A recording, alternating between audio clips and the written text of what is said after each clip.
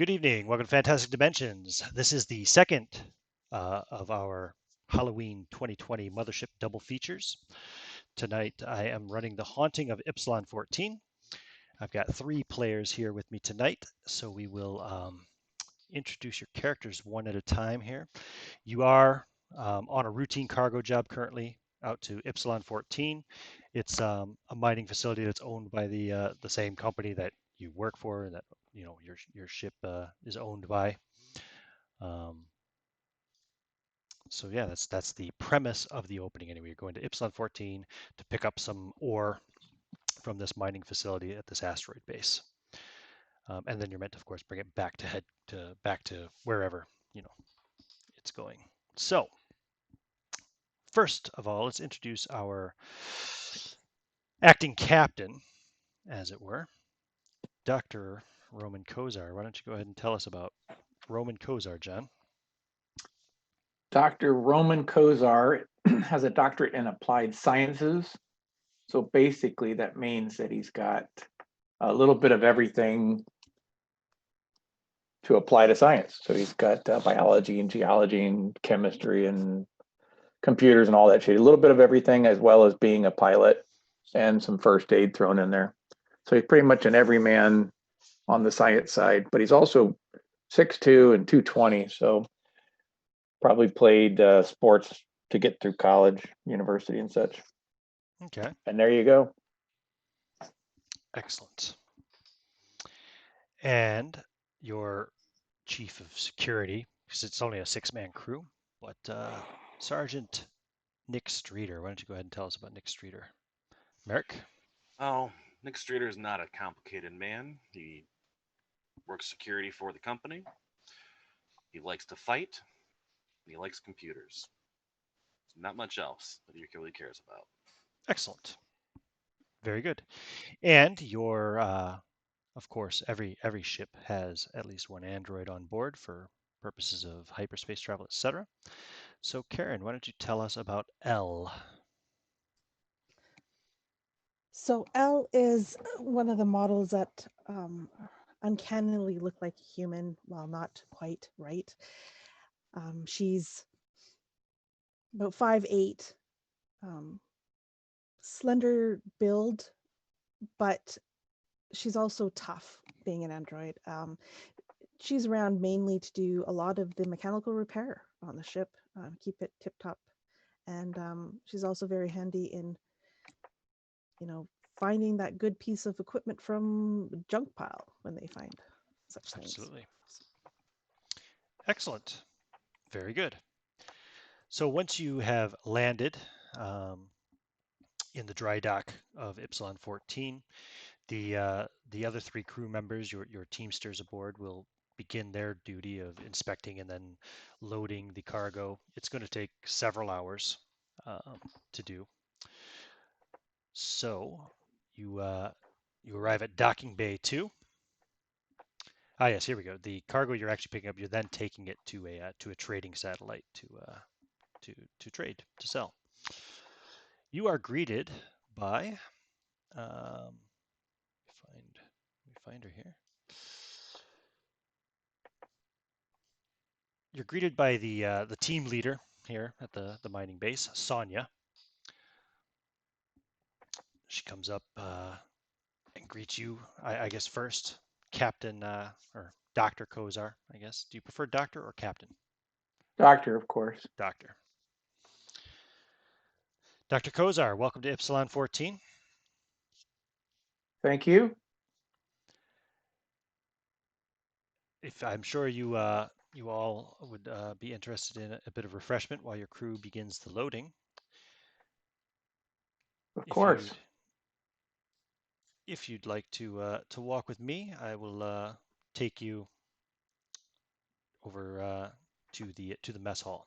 So she kind of walks up to there's a workspace computer terminal, and she taps it in, and the airlock from the docking bay leading out to the workspace, as it were, begins to open. Coming into the workspace of this mining facility, you hear work boots clanging and echoing. They're heavily used but sturdy working gear stored in cubbies. There's you see overalls, flashlights, short-range radios, handheld mining tools, etc. That kind of stuff. There's a massive generator sitting in one corner by an industrial vent alongside the workspace computer terminal, slowly beeping out lines of data. If you take a peek at the terminal as you walk by, you'll see currently on display is the pickup schedule. The Heracles, which docked nearly 5 weeks ago in Docking Bay 1. And then, of course, your ship is listed as a recent arrival. The next cargo ship is due to arrive in 2 weeks' time. Very cool. From the workspace, you can see there is a mine shaft, of course, which leads down to the mine proper. There's another airlock, which leads to Docking Bay 1. Of course, you came through the airlock from Docking Bay 2. And then there's another door which leads to the quarters, washrooms, and mess hall. And she begins leading you in that direction. As you can enter the quarters, there's a simple bunks in a series of 10 small individual rooms.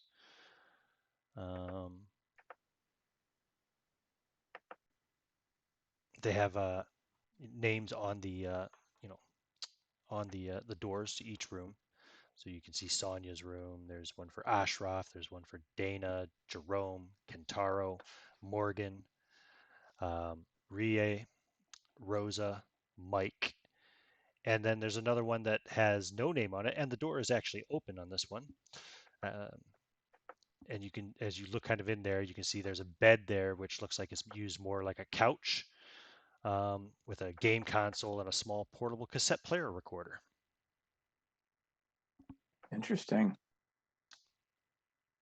And then you go into the mess, which is the communal eating area. There's an automated kitchen unit, which you have actually, they're currently in the process of unloading some cargo from your own ship that you have brought out to restock their automated kitchen unit.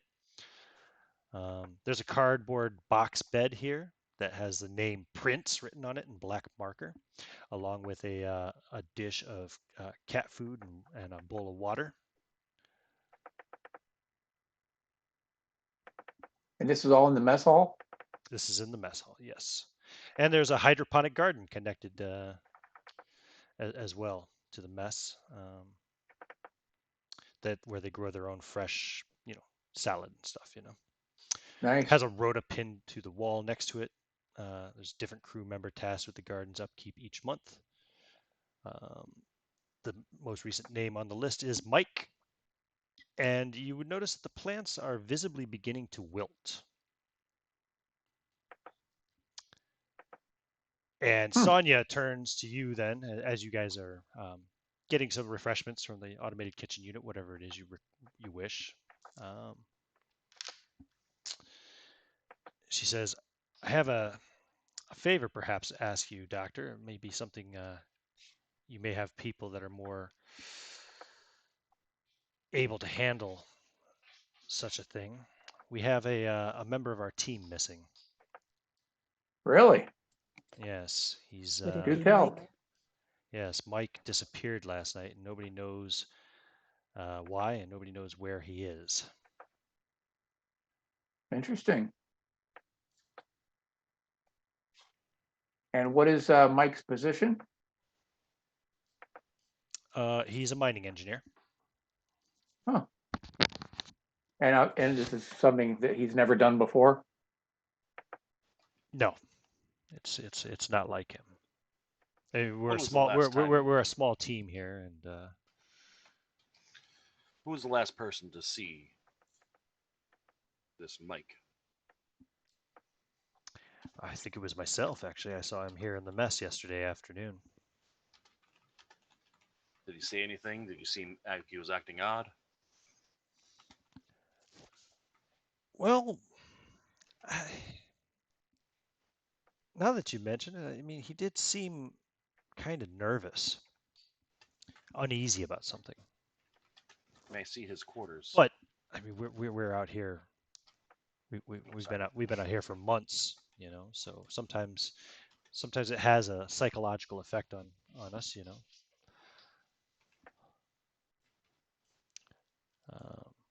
I suppose well, probably I mean, if we had a doctor on site, I guess I could have had him would have had maybe had him visit the doctor, but we don't have a doctor currently here on site. So we have a geologist, Dr. Giovanni. He's not a member of our team for long. He's only been here a little over a month ago. The company sent him here on business. That's well, pretty much above our pay grade to know about, but he's been making frequent trips into the mine with scanners and equipment, but nobody really knows what he's looking for, what he's doing. He hasn't left his ship anyway since emerging from the mine yesterday, talking about some discovery and samples.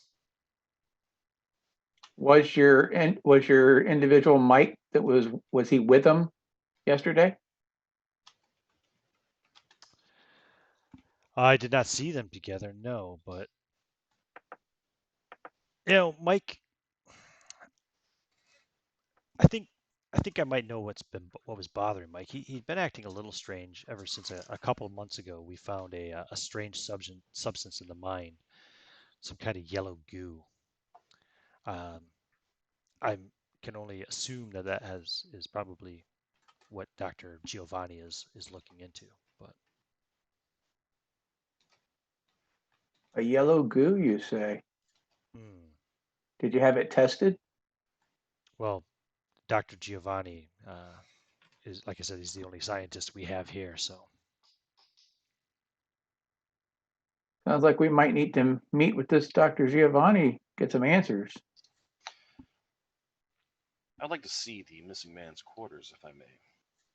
Now, off the books, is this mining installation part of our company, or are we just dealing with them for merchandise? Do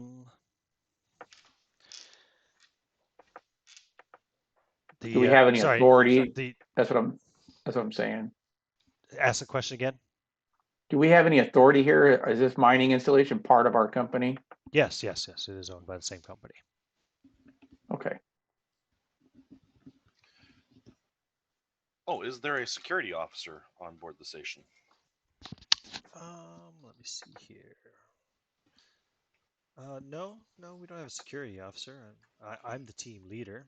There's, like I said, Dr. Giovanni has been on his ship since yesterday. He's a geologist. We have Ashraf, who's a breaker. Dana is our head driller. Jerome is his assistant. And then Kentaro, who is a loader. And Morgan, also a loader. Rie is our putter. Rosa is a mining engineer.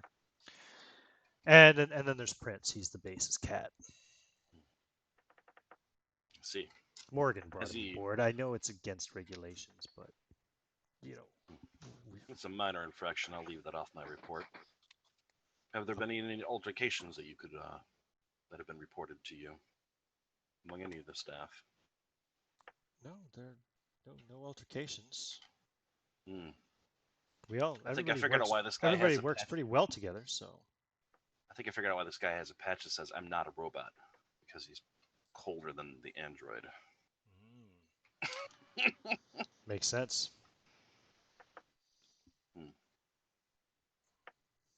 I'm just kind of trying to look at the crew quarters and look back at the captain and then raise an eyebrow.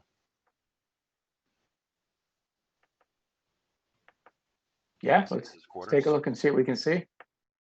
Sure. Yeah, if you finish your coffees, I'll take you in there right away. We definitely have some time to kill, so let's see if we can help out.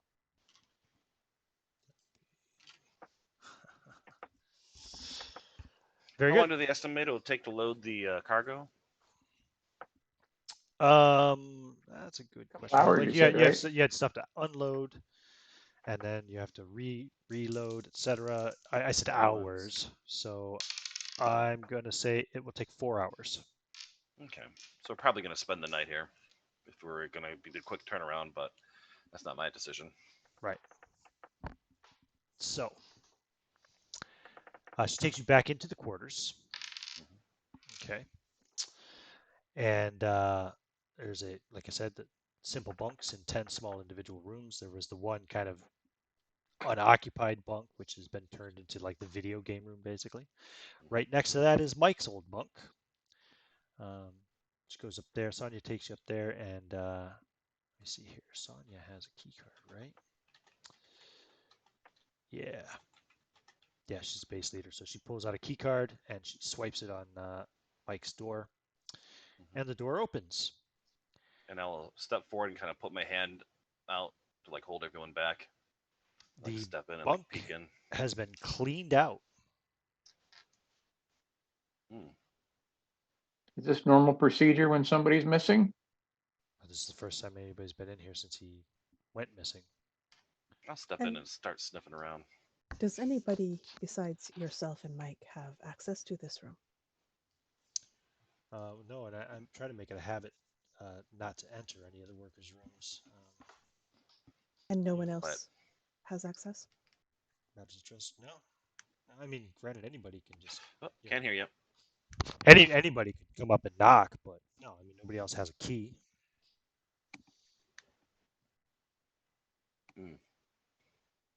I'll examine the door, look for signs of tampering.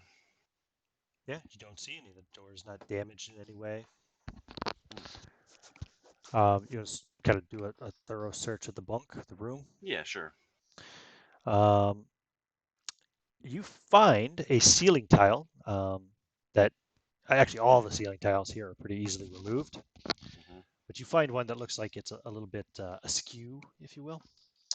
And when you pop it up and take a look inside, you find an empty squirt bottle, like one that you use for misting plants and stuff. You find it says a revolver and some ammunition. I don't even think a revolver is in here, is it?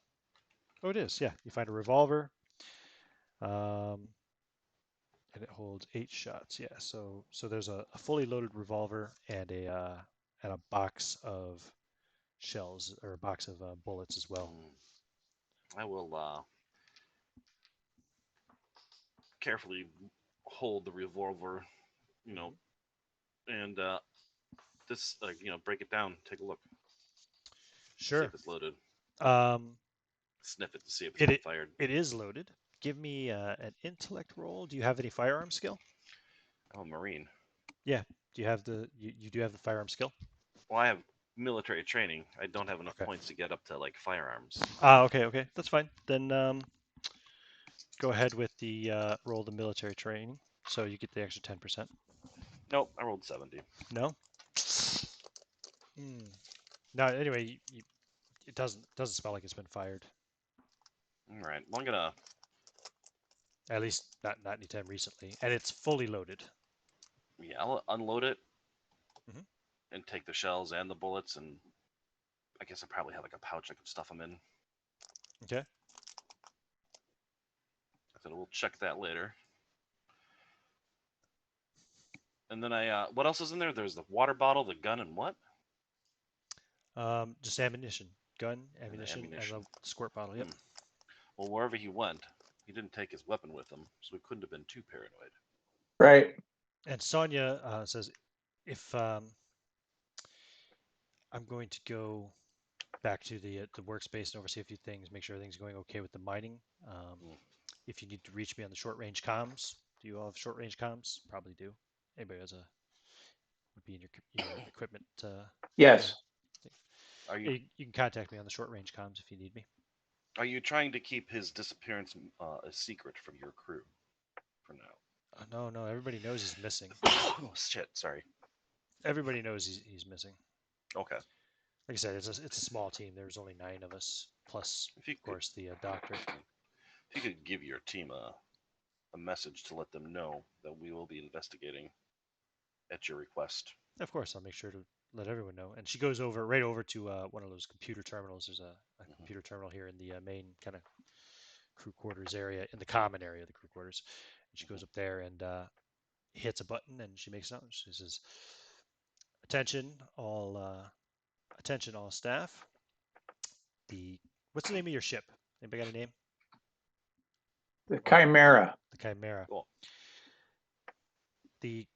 A few crew members from the Chimera will be performing an investigation to try and find our missing co-worker.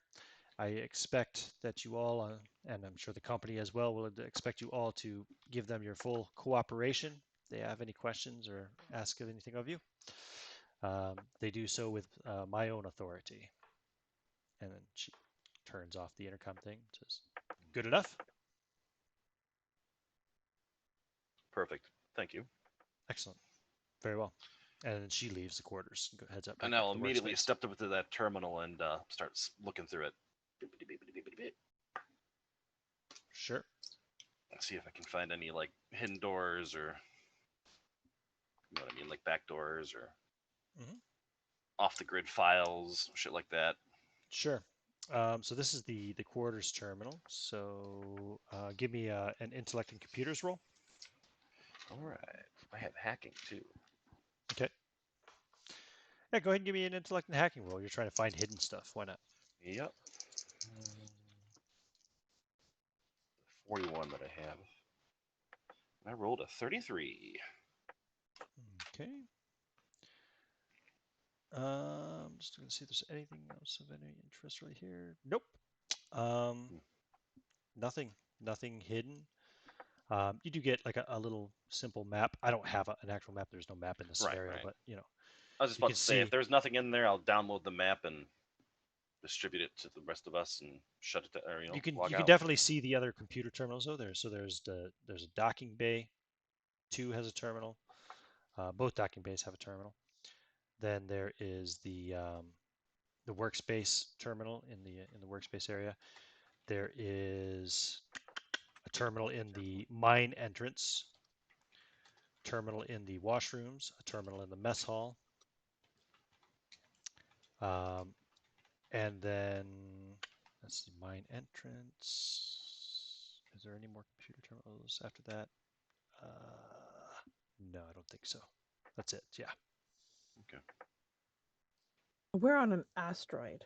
Right? Yes, you're at a space station that's built into this asteroid, which is currently being mined out by the people here. Yeah, so let's see. Could not have gone far.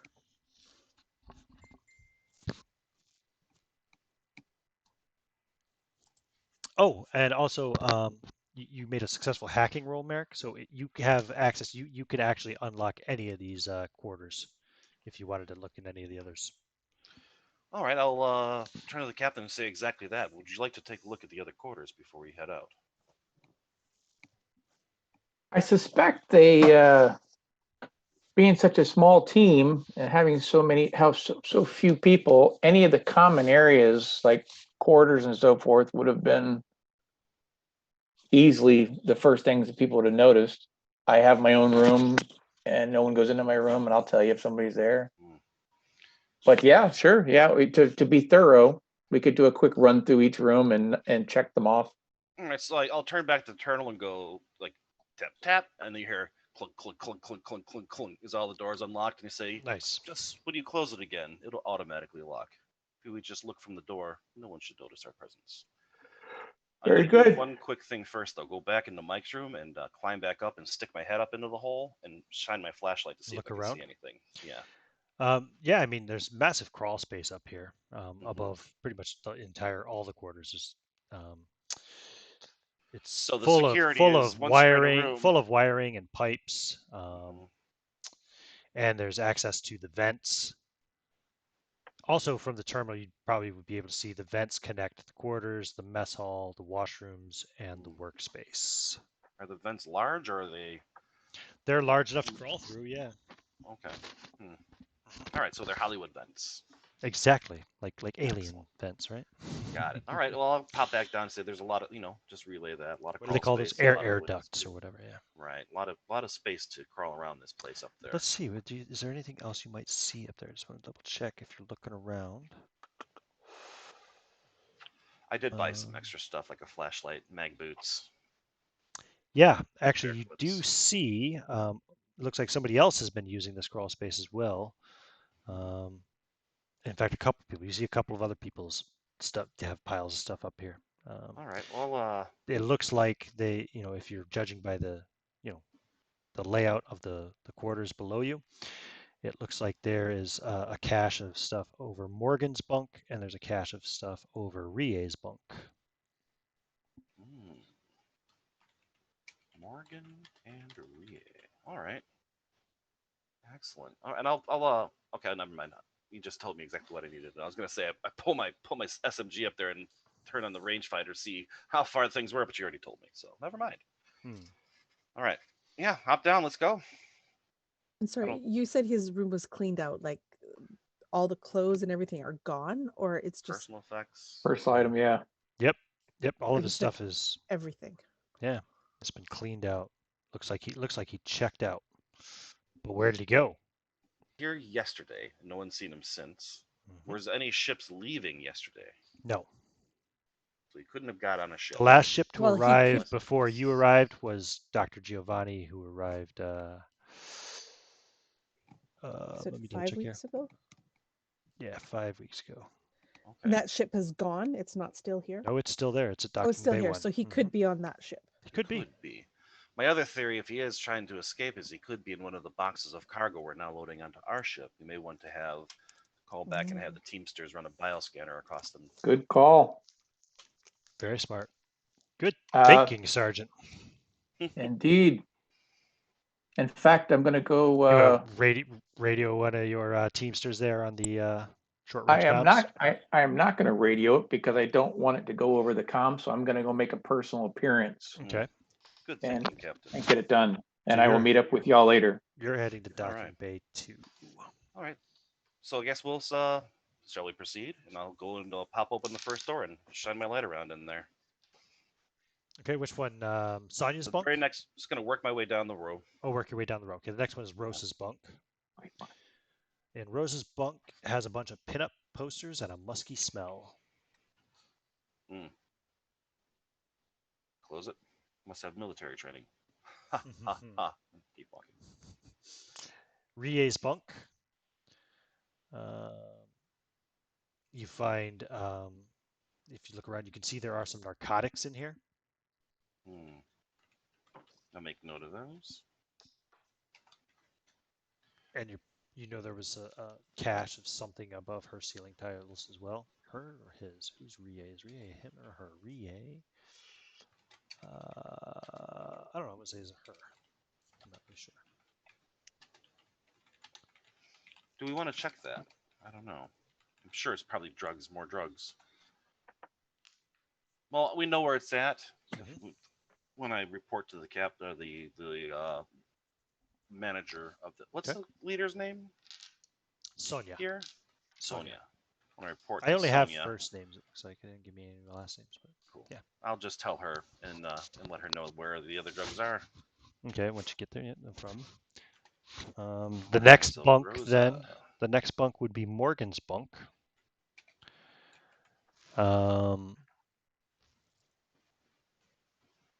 And yeah, you don't. It's pretty much just a bunk. You know there was something above this one as well in the ceiling tiles, but I'm not gonna worry about it for now. Okay. Unless. And then the other 5 rooms are on the other side of the hall. L. All right. Then I'll close it and go through the other rooms. See if there's anything. John, you walk back out into the workspace and then begin making your way over to Docking Bay 2. So you got to go over to the airlock. You'll have to ask for authorization to be able to pass through the airlock. But if you go up and tap the request on the control terminal, waiting for station manager's approval. Still waiting for station manager's approval. Still waiting for station manager's approval.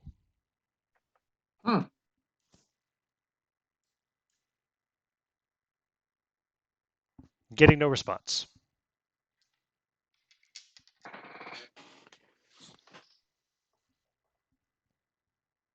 Short range comms. Yeah. So you're calling for Sonia on the short range comms. Yep. Manager Sonia. Manager Sonia. And you get no reply. After asking for a bit, eventually then you get an answer, but it's not Sonia's voice. It's a male voice. It says, Sonia doesn't seem to be picking up the comms. This is head driller Dana. Is there anything I can do for you? Is this fairly normal to lose comms with somebody in your small facility here? Oh, she could be in the toilet. Comms don't work in your toilets? Well, of course they do, but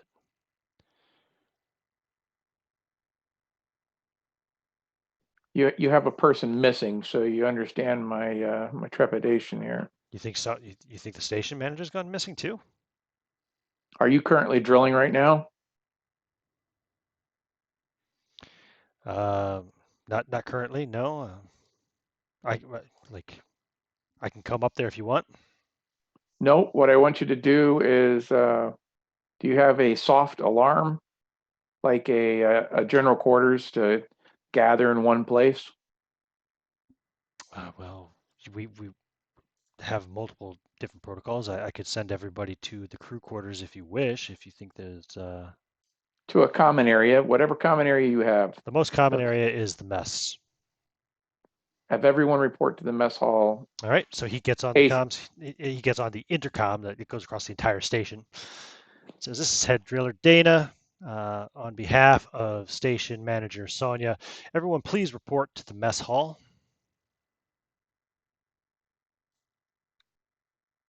And so you hear that announcement go out, and you'll hear the sounds coming from down the mine shaft as workers begin, you know, at preparing this point, to load up. he's gonna make There's an he'll make elevator, it. right? Yeah, you can hear the sound then of this massive freight elevator start moving up the mine shaft. So he will at this point make a call to his head teamster, and let's say we're on channel 1, and he will say switch to channel 3. And as soon as he Okay. switches to channel 3, I'll say switch to channel 5. And then once Okay. we're on 5, I'll tell him, hey, we think there's a fair chance that we have a stowaway in amongst the cargo. So make sure you do a bioscan, and if possible, go ahead and open up the casing and make sure he's not hiding in there. And don't let anybody on the crew know what's going on their crew if they ask. Just keep it amongst yourselves. Sure. It's just us out here right now in the docking bay. Their crew have all gone back down into the mine, as far as I'm aware. Very good. It looks like we're they're in some sort of lockdown. So as soon as the cargo is secure, then get the ship secured and just stay on board until you hear further. Sure thing, Doctor. Would do our best. I'll let you know if anything strange happens. Very good. Be safe. You can just hear this creaking sound of this slow freight elevator slowly making its way up the mine shaft, and you can hear voices echoing. It's like I imagine it's kind of like an open top type thing, Mm-hmm. Um, they're quite distant, but the voices echo quite a bit up this mine shaft. Dana comes back on the short range comms to you again, the head driller. Says, "I assume did you introduce yourself? You didn't know? No. All right. Well, I'm assuming they know who you are anyway, because your ship was scheduled to come here." It says, oh, "Captain, we're on our way up. We should be up there in about 10 minutes, maybe a little less. You want to meet us in the mess hall, or you want to wait for us there in the workspace?" No, It's entirely up to you. we're also going to meet you in the mess hall. There you go. We'll see you there. Very good. So back to, and you guys would have heard that general announcement from head driller Dana. Right.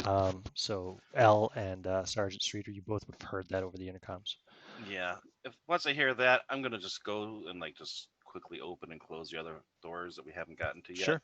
Sure. Because people are going to be showing up soon, and I'd rather them not see me going through their Mhm. rooms. Yep. So if you look into Kintaro's bunk, Mhm. you can see a lot of laundry in a pile. It looks like a lot of laundry for one person. Do you want to look closer? I don't know. You can see a couple of jumpsuits, different sizes. Interesting. And it looks like a Yeah. pile The of next one. looks like a pile of discarded tissues piled behind the bed. Ugh. How unsanitary. They seem to have some kind of yellow stain on them. I don't want to touch It's the very jumpsuits now. very snotty looking. Yeah. Close the door. Pull Okay. out a little bottle of sanitizer and spray my hands and offer it to Elle. And then realize she's an android. Probably doesn't care, but I spray her hands anyways and put it back in my pouch and move to the next room. Nice. The next room is Jerome's. Has kind of a cute bedspread with some cartoon characters on it. Okay. Weird, but to each their own. It's better than stolen jumpsuits for the smell fetishist. The next one is Dana's bunk. It's like there's a small like corner kind of like a little small corner, almost like altar type thing or something, right, with a religious symbol on it from the Evangelical Solarian Church, and a family photo. Take a look at the photo. So you can see Dana there. He's you see Dana is, yeah, he's got a kind of a very prim, proper, professional looking individual, a little sullen, stoic perhaps, just the expression. And you can see there's his wife standing beside him there, smiling. She's got like blonde, soft curls about halfway down her back. She's holding a baby. You cannot tell if it's a male or a female baby. Just it's a baby, wrapped in white, and then there's another boy standing beside her, kind of holding her hand, who looks to be maybe 6 years old. Okay. All right. Nothing else weird. I'll move on. Okay. The next bunk is Ashraf's bunk. You see some cheap plastic gachapon toys, a small potted cactus, and a set of dice. I don't even know what gachapon toys are. Do you know what that is? So, gacha is a thing. It's a vending machine game. Kind of. Where basically you put like a 50 yen coin in the thing and you spin it and you get a random character. There it is. Yeah, gachapon. And you collect them all. All right. Yep. It's a way for kids to be milked with their allowance.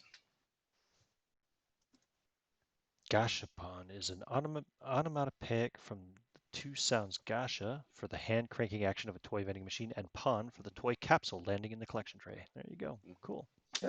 Pokemon and little robots and It's stuff like those, that. yeah, those things at the amusement parks. Yep. You put the money in, out comes a. When we were kids, we used to get the little muscle men. Remember the? Yep. And then you go to the zoo and you get the giraffe and its neck is all bent over and it permanently shifted to the left from forever after. But you got it. You loved it. You tried your damnedest to straighten that neck out. It never worked. But so that's all you see in here, though. And then the last one is Sonia's bunk. You can see a lanyard hanging on a wall hook. It has a key card on it that says airlock authorization. There's also a boombox and a stack of cassettes. I'm going to take the authorization badge. Okay. It's something that someone keep in mind you have Sonia's airlock key card. I offered to Elle to care if she wants. So after you had made that had that conversation with Dana, etc., then you were going back to the mess hall, Dr. Kozar? Correct. So you'd be coming back into the quarters about now as he's Streeter's walking out of Sonia's bunk with a lanyard in his hand and a key card on it. Key card. I handed it to him and said, "This is for the airlocks." Very good. And then I shut her door and plunk, the little light goes red. I'd sweep back and make sure all the doors show locked.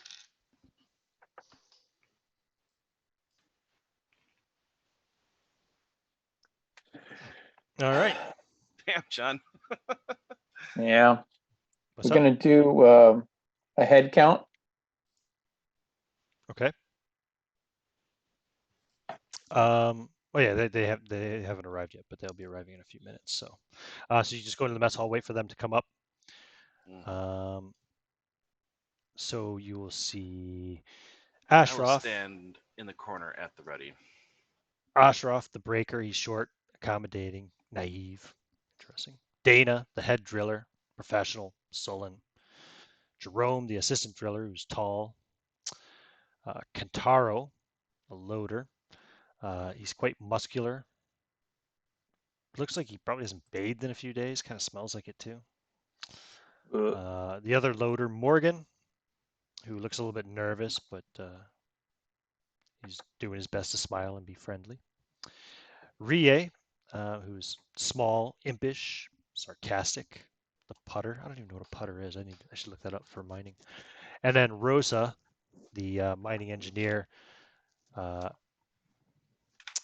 She is kind of fit and has a very kind of a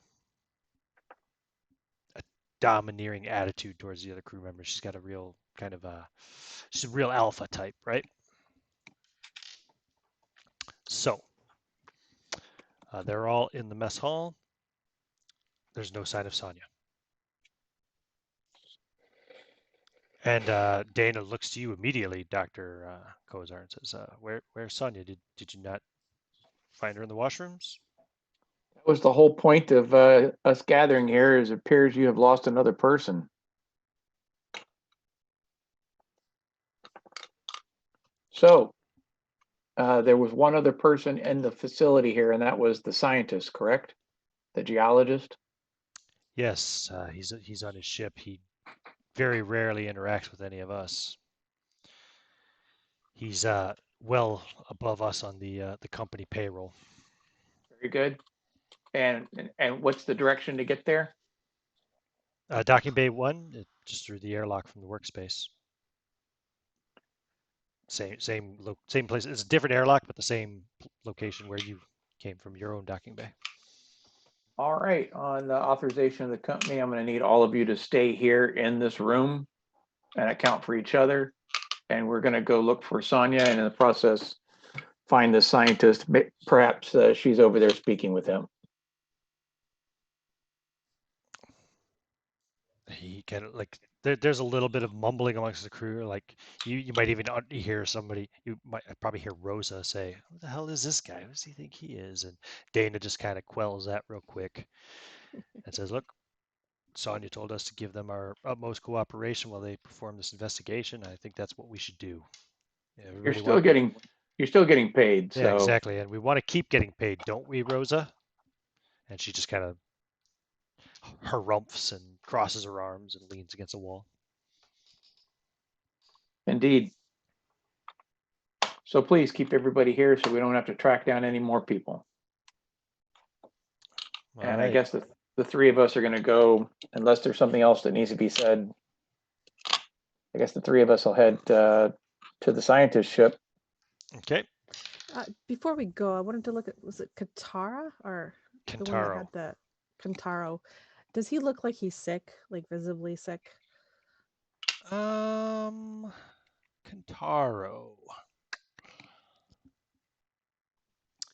Yeah, he give me an intellect roll plus what's it called? What is it called, that skill? Pathology, if you have it. Or if not, you can first aid, maybe? I'll give you the first aid roll. I don't have that either. Okay. So just your straight intellect. Oh no, that's an 87. So I don't notice. Nah, you think he's probably just kind of just gross.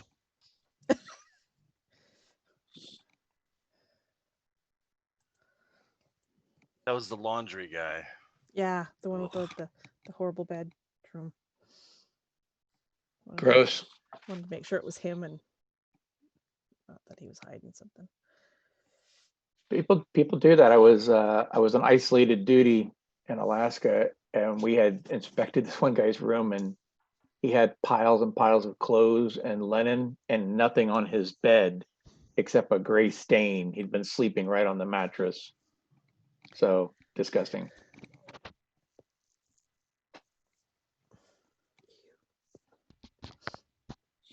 So I guess Okay. we're going to head over to the scientist ship. Gotcha.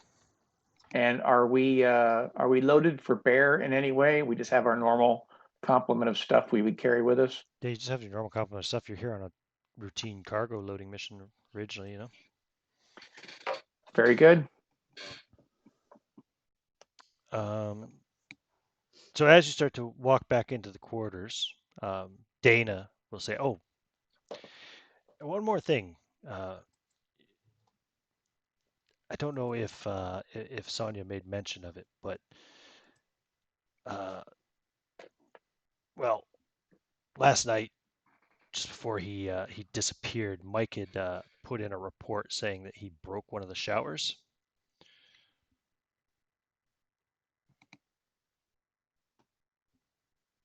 I don't know if it's important, but just thought might be something you might want to investigate since he's missing and all. Very good. Thank you. Okay, so you go back. And as soon as we get out of earshot, say, don't drink the water. Whatever you do, if it doesn't come in a sealed container, let's not drink it. Let's not partake of any liquids here. There might be Of course, something you've wrong with the all water. already partaken of liquids here when you first arrived, but that's fair. You went to I the would, mess I hall would, for refreshments, yeah? yeah, I would hope it would be sealed. You know, we would take in something that In was theory, sealed. I mean, it's coming from the automated kitchen unit. It should be sanitary. These things are Yeah, supposed to have, at regulations to keep least them from this safe. point on. Yep. Yeah. And she did not make any mention of the shower incident. Yeah, it's just a shower. So But you go to the Or is it just a quarters. shower? You're back in the quarters now, which are attached to the mess. So there's the mess hall attached to the quarters attached to the workspace and the washrooms. And that's where she was heading. She was heading to the workspace, yeah. Right. You saw her go through that door towards the workspace. Mm-hmm. So I guess we'll hit the She did workspace not go towards the washrooms. So let's take a look at the workspace en route, and then we'll head over to the scientists. Okay. Geologist.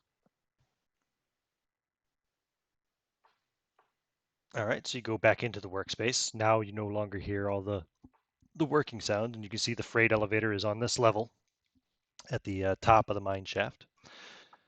It's a rather Spartan-looking freight elevator.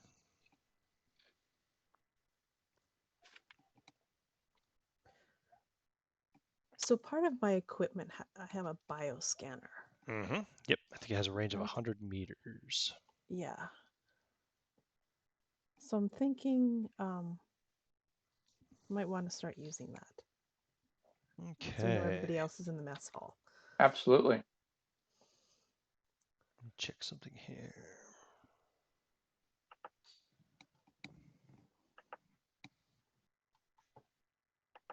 Just double checking something real fast. Okay. Got it.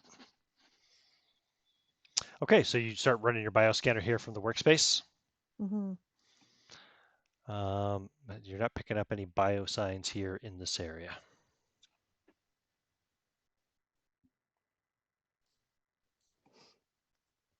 Nothing here. Other than your own. Yeah. Of course. Of course, you wouldn't appear on that probably. There's two little blips. Would you or would you? A simulated human might actually appear on a bioscanner. I would imagine it has to do with temperature more than anything else. Right. Yeah, it says location of signs of life, but not what that life is. So I don't know, Right. whatever you want to. Yeah, Maybe fair. there's some indication, So no. but it's not the So- same indication. Yeah. Also, though, they are manufactured, so there could be a component in there specifically so they would show up on scanners as regular people do. True. That's an interesting idea. Yeah, I'll say it does. So yeah, you pick up the three of you here in the workspace, but nothing else at the moment.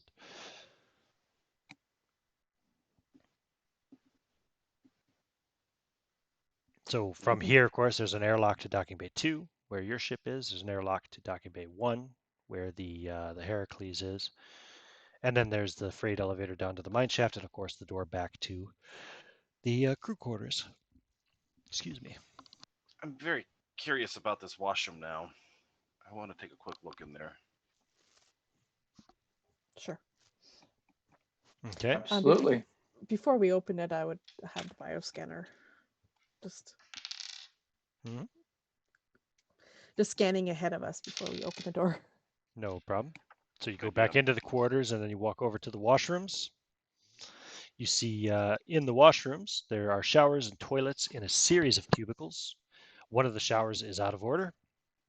And there is a large, clunky extractor fan in the ceiling for filtering out steam into the vents. Looks like it could pretty easily be removed.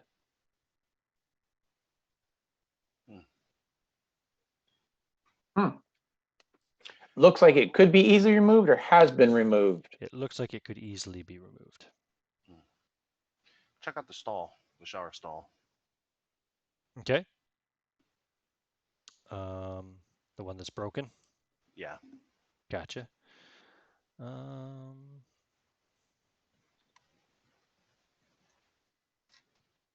Yeah, it's definitely broken.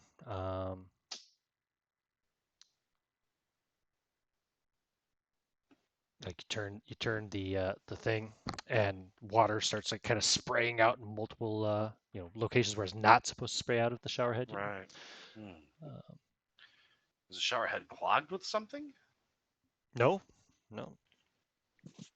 Does it look like there might be some sort of like excessive residue in that shower stall? Like if someone came in there and it was super muddy or bloody or whatever, and they didn't finish washing up, it would leave clumps of crap laying around.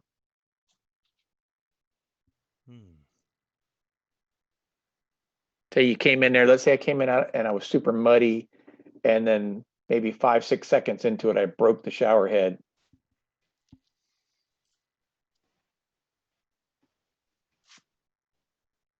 Yeah, maybe. I'm looking. Is that what it looks like? It looks like just trying to see like if there is lots of mud or anything like that. Well, mud or blood or whatever. Just think there's something excessive. No, you don't actually Or see any goo. signs of that. No.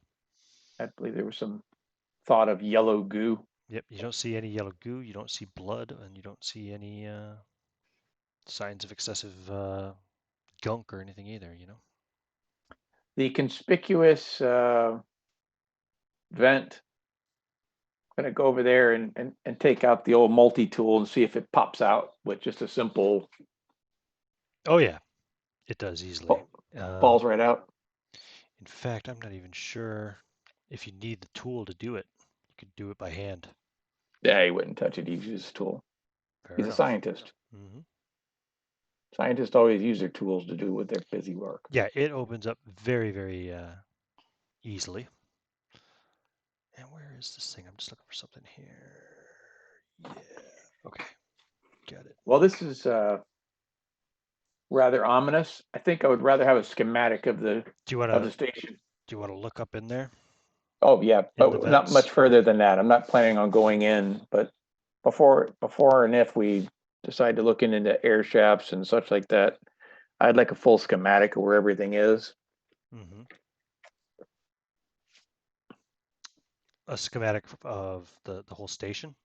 Right, exactly. Right.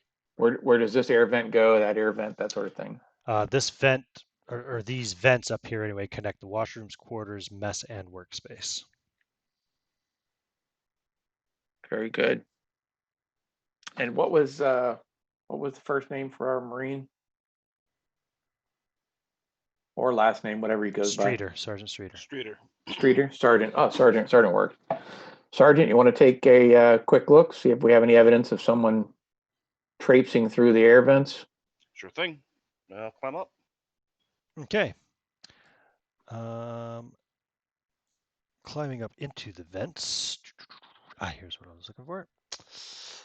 You start looking around with your flashlight, and you catch something yellow on the on the floor in the vent, or whatever you call it.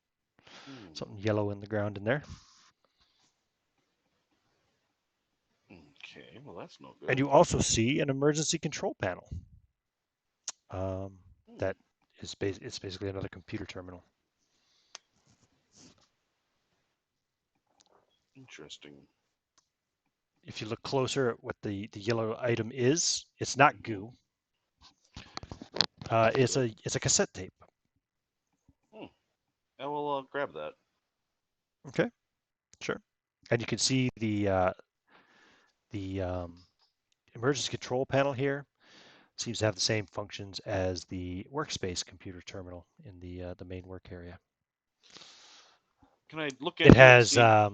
if you want to see what it does, yeah, you can turn showers on or off from here. You can lock the airlocks, or you could even initiate the base's self-destruct sequence if you had the right authorization to do so. Interesting.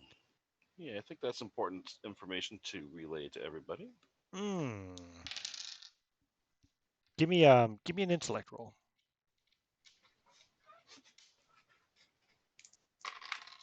No. No? Okay. No.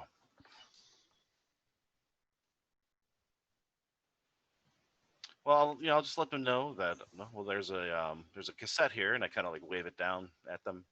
There's also a panel that you can use to control the airlocks, turn on the water and stuff, and explode the station if you need to. It's funny, isn't it?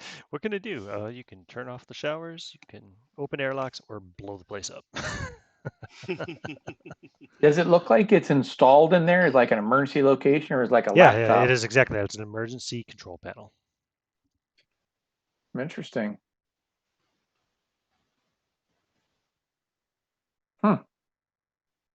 So the air passages are meant to be an escape route sort of thing if there's a fire or something. Another. Yeah, could be used for something like that if need be. Yep.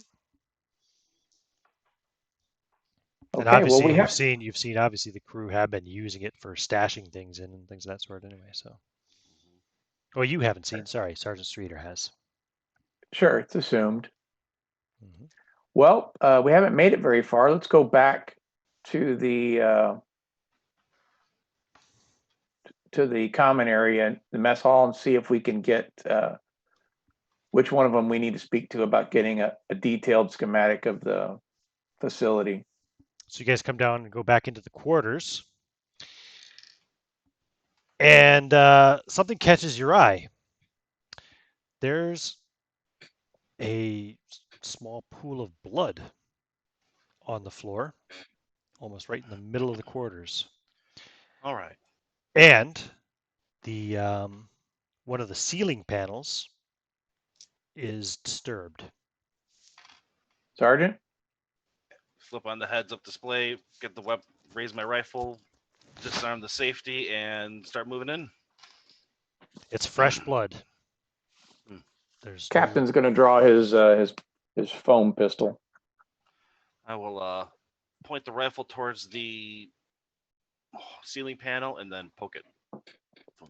Okay. I kind of like poke it until it falls out, and then step back and move all around to see up there if I can see anything. Was the blood dripping from the panel? No. Is it Not. You can tell that now by once you're looking closer at the panel. I'm doing a quick head count of the. Oh, you could go into the mess hall? You haven't gone to the mess hall yet. You're still in the quarters. This was in the work. This is on the way. This is on the way to the mess hall. You're in the crew quarters. Mm-hmm. Oh, never mind. The crew quarters are between the mess hall and the washrooms. Gotcha.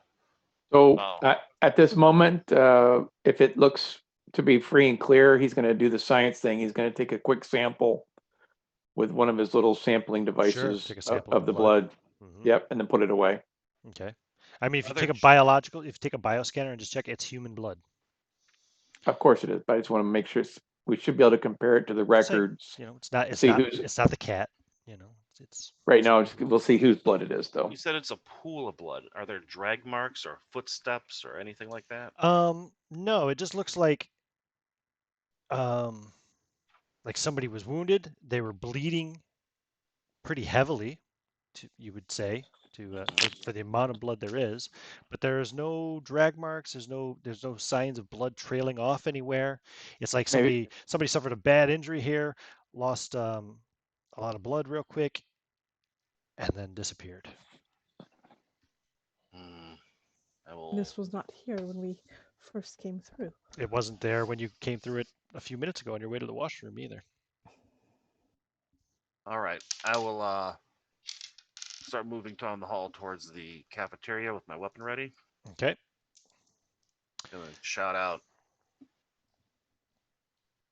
Is there anyone in there? Make yourself known. In the mess hall? Yeah.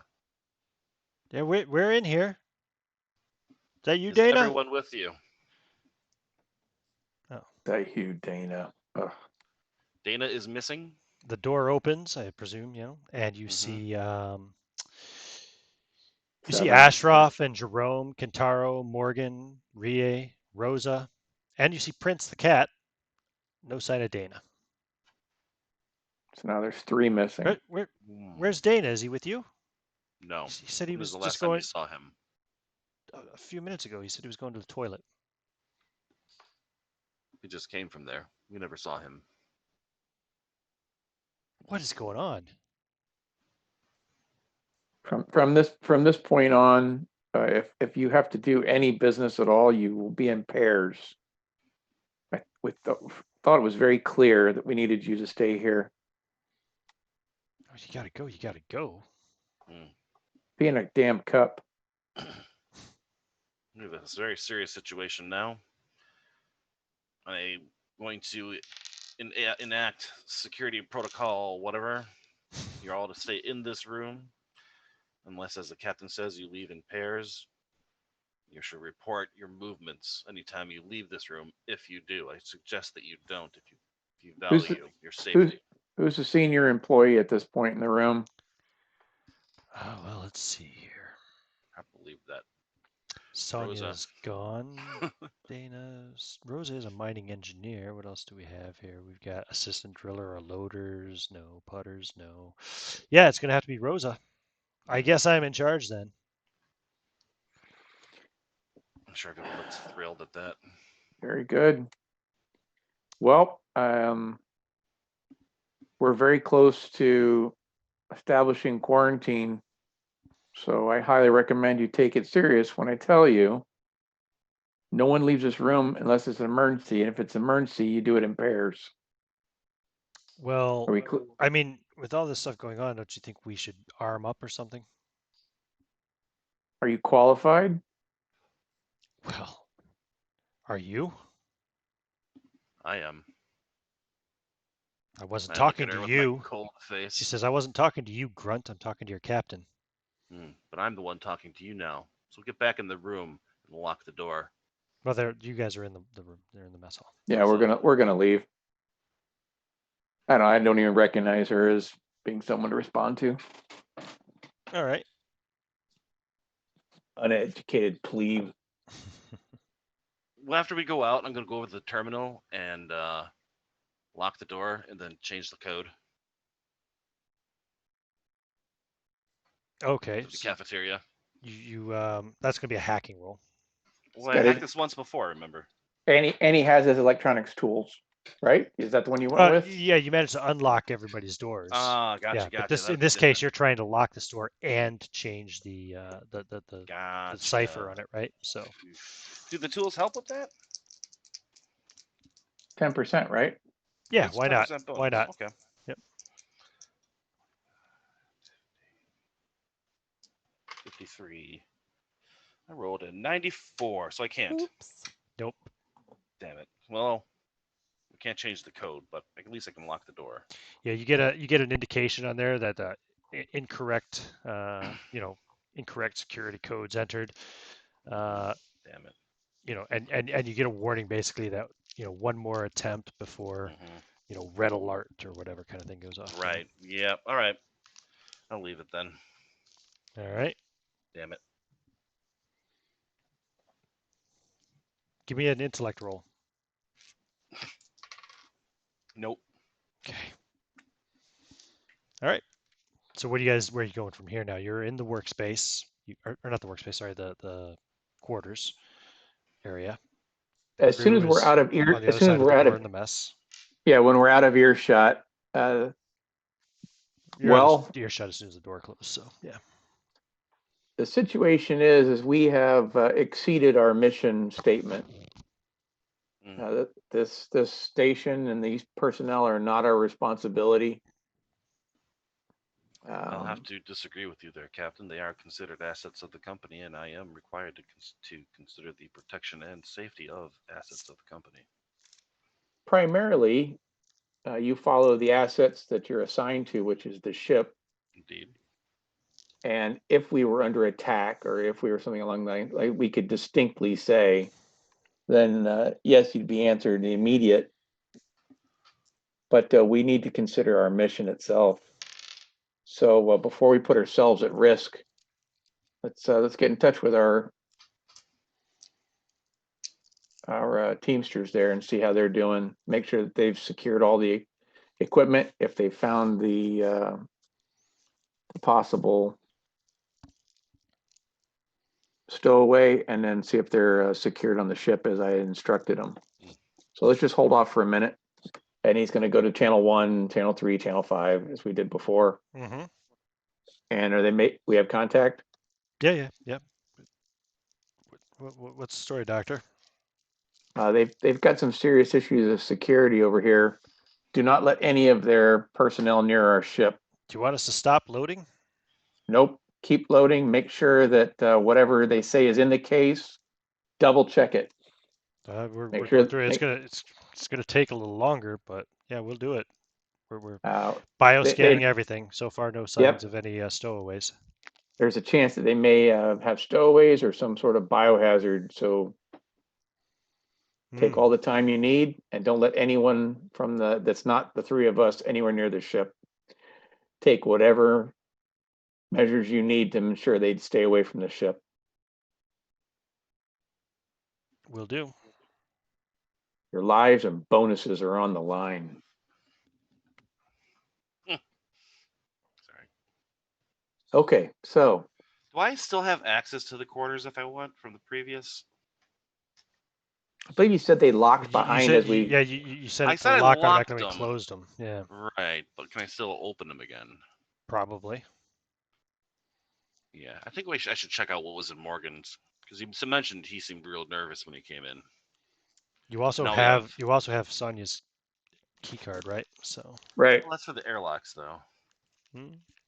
Probably, well, So- airlocks have a higher security than personal locks, so probably can open those. Oh, yeah. Let's give it a shot. Yeah, Rather sure. not So cause an alert. you're still in the quarters anyway. You haven't come out of the quarters yet, right? So Right. yeah. Which one do you want to look in? I want to look in Morgan's, because he's the one who seemed nervous, he said, when we went in there, and I know he had a cache over his bunk. While he's checking that, I'm going to make sure to watch that bloody spot in the hole in the ceiling. Yeah. Yeah, okay.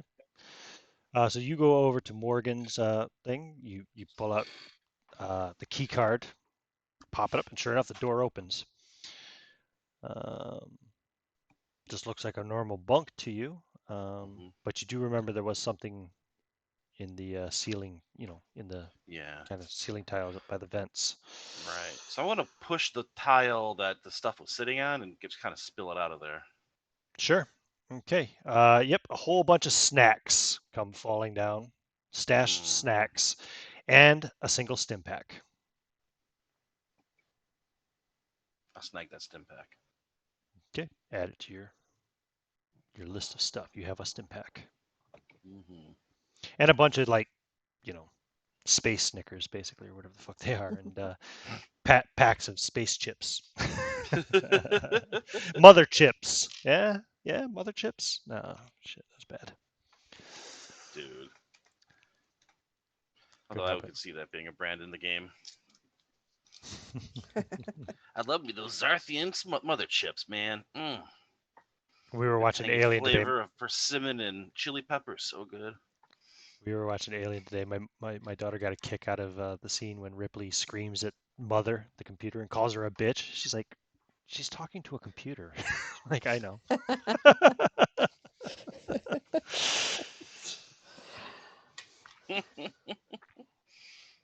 All right. All right. Yeah. That's all you find in Morgan's bunker. If you look up there and peek around too, you just Yeah, I that's do it. because that's easier to get in there. I'll shine over towards where that hole in the ceiling is. Mm-hmm. Do I see anything? Any traces of stuff? No, you don't see any sign of anything. No bodies like hanging in the wires. Well, hold on a second. Let me see here. You do actually. You do notice something. You know, you're up here in this crawl space, and you can see where the vent access is. Right. And actually, the vent access is open. Okay. That's good to know. I'll hop back down and go report.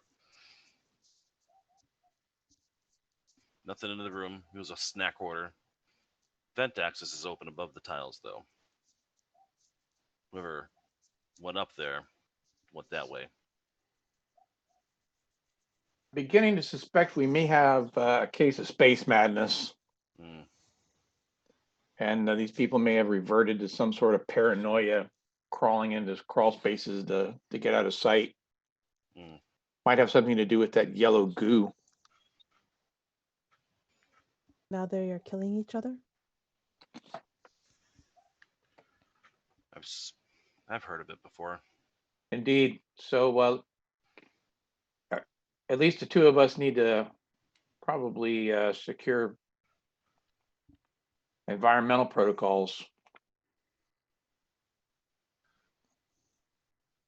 We should probably still talk to this Dr. Giovanni.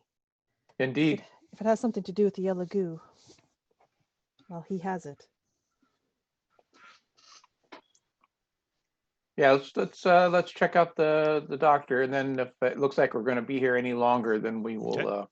So you go go ahead back and secure. to the workspace, go over to the access to airlock 2, or sorry, airlock 1, which goes to docking bay 1. You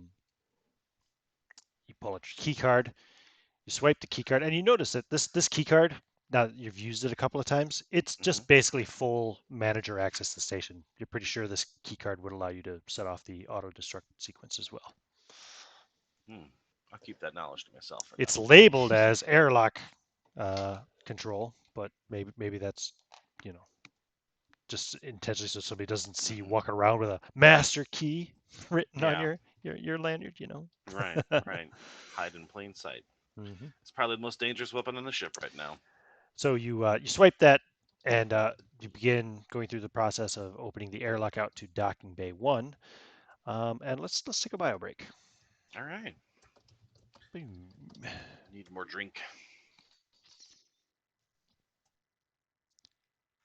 Just want to see something here. What does that symbol mean? No idea. All right, cool. Well, anyway, What sound? say again. You No, said you heard a symbol. sound? There's a symbol on this Oh, map, but I oh, don't know oh, what it oh, oh. means. Oh, show me and I'll tell you. It might be 0G, but I don't know. It's like two black triangles, right? But they're kind of on their sides, right? Actually, it looks kind of like a TIE fighter, right? Because it's two black triangles with a white circle in the middle. Interesting. And there's no key on here for what that symbol means. I see other symbols that mean like, you know, well, these have no oxygen, which also would, I suppose, be 0G. So, but yeah, no, this place is, I don't know what that is. It's only on the docking base. So maybe it just means that they have access to the vacuum, you know, like once you open the bay doors, that's probably what it is. Indeed, yeah, that's probably what it is. Main doors or something like that. Something like that. Yeah. All right. God, I hope that wind has died down. Let's go. One last cigarette before we get into Act 2.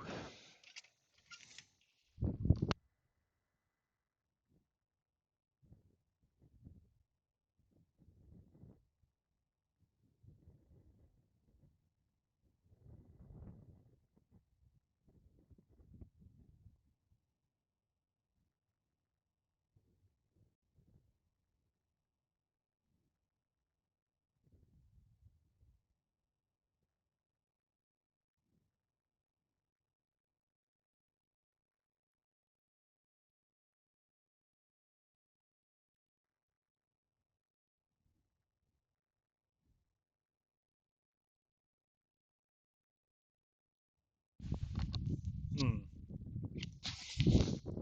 You know what really doesn't mix well with high winds and smoking? No beard. Uh, Long hair. Mm. can't remember the last time I had long hair. Well, yeah, I can't. Was on the oil field. I had when I was in the oil field, I had I don't know why I did it, but I went with that whole Mongolian ponytail kind of deal. Okay, yeah. So I shaved my whole head except where the ponytail was, Yep. and I had about a I don't know 18-inch ponytail at one point because I was weird. I don't know why I did it. You were always a bit of a punk, right? So Hmm. you probably did it just to be kind of different and weird. Maybe you just saw a movie and you thought, man, that looks really cool. I'm No, gonna do no, I that. just did it to do it. It was like when I was like just shaving, and I was like, well, let me try this. Went with the mohawk, and I said, let me shave that part of the mohawk off, and I kept it for God knows, like a year and a half.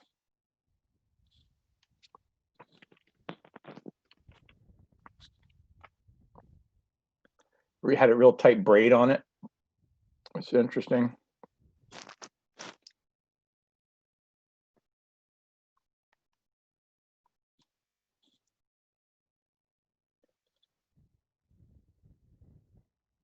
If only the hair on my head would grow as fast as the hair on my face, I'd look like Cousin It.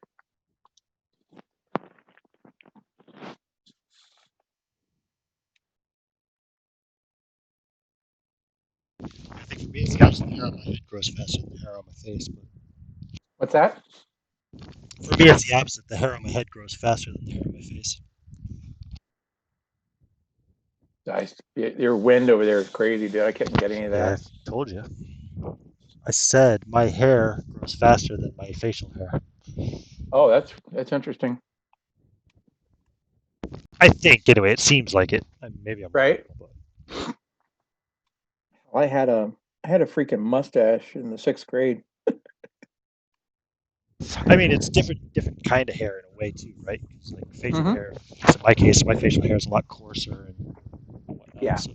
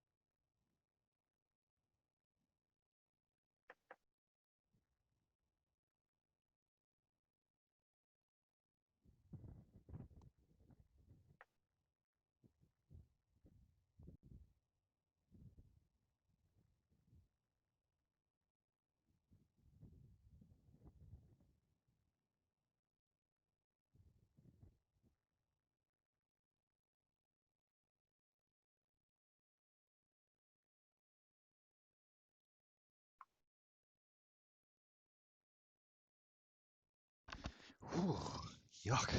Gross out. Cold, huh? It is. I'm going to put a jumper on.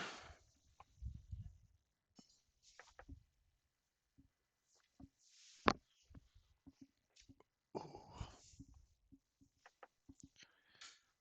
Ooh. Yeah, South Texas is whack. Is it? Yeah. Day before yesterday, it was 50. Today, it was 90. I'm surprised. Yeah, it's crazy.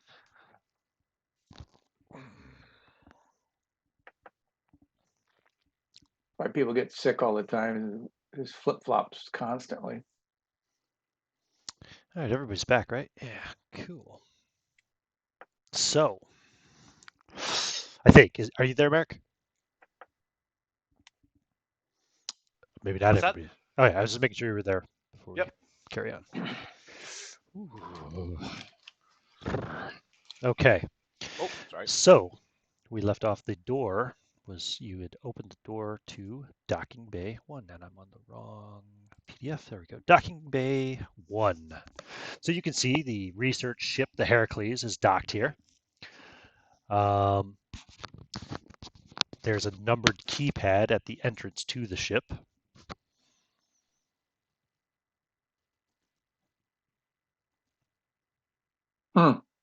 Is there intercom or anything like that? We could just punch it in and talk to them? Yeah, there's probably like a something like a call button kind of thing or something like that. Yeah, like a doorbell almost or whatever. Yeah, you can press that. You get no response.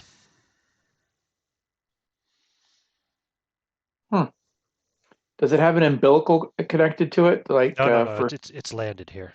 It's this is an internal docking bay. You know, the ships fly in, they land, they close the bay doors, they I pressurize the meant to docking be bay. connected for like station power Oh, and oh, hmm.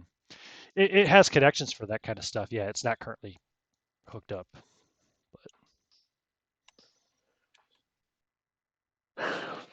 well, I guess we could try that internal or that electronic key set, see if we can get in. He might be in trouble. All right. Oh, you're saying there may be someone in distress inside, Captain? Indeed, Sergeant. You want to give it a go? Certainly. I walk up, bam, bam, bam, bang on the airlock. I meant with the keypad. Oh, and I know this is just for protocol. Dr. Giovanni, are you in there? Do you need assistance? I'm coming in. Bang, bang, and then start opening it. Yeah, he wouldn't be able to hear you through that door I probably, but yeah, but there's an intercom for thing. You press the call button and say it. You know, oh, that makes sense. But yeah, you get no response. Nothing. didn't think so. All right, I hack it. If anybody thinks to use their bioscanner, there is one life form aboard the ship. Good. So okay, I think I made it. what numbers you could type into the keypad? Shit, Number. I Yeah, was muted. it's I also have infrared goggles. okay. That does no smoke, so it could tell heat signatures. Up to several hours old. So I would also be wearing those at this moment too. Okay. Yep. There you're not getting any signs. There hasn't been anybody recently has passed through here. All right. So hacking.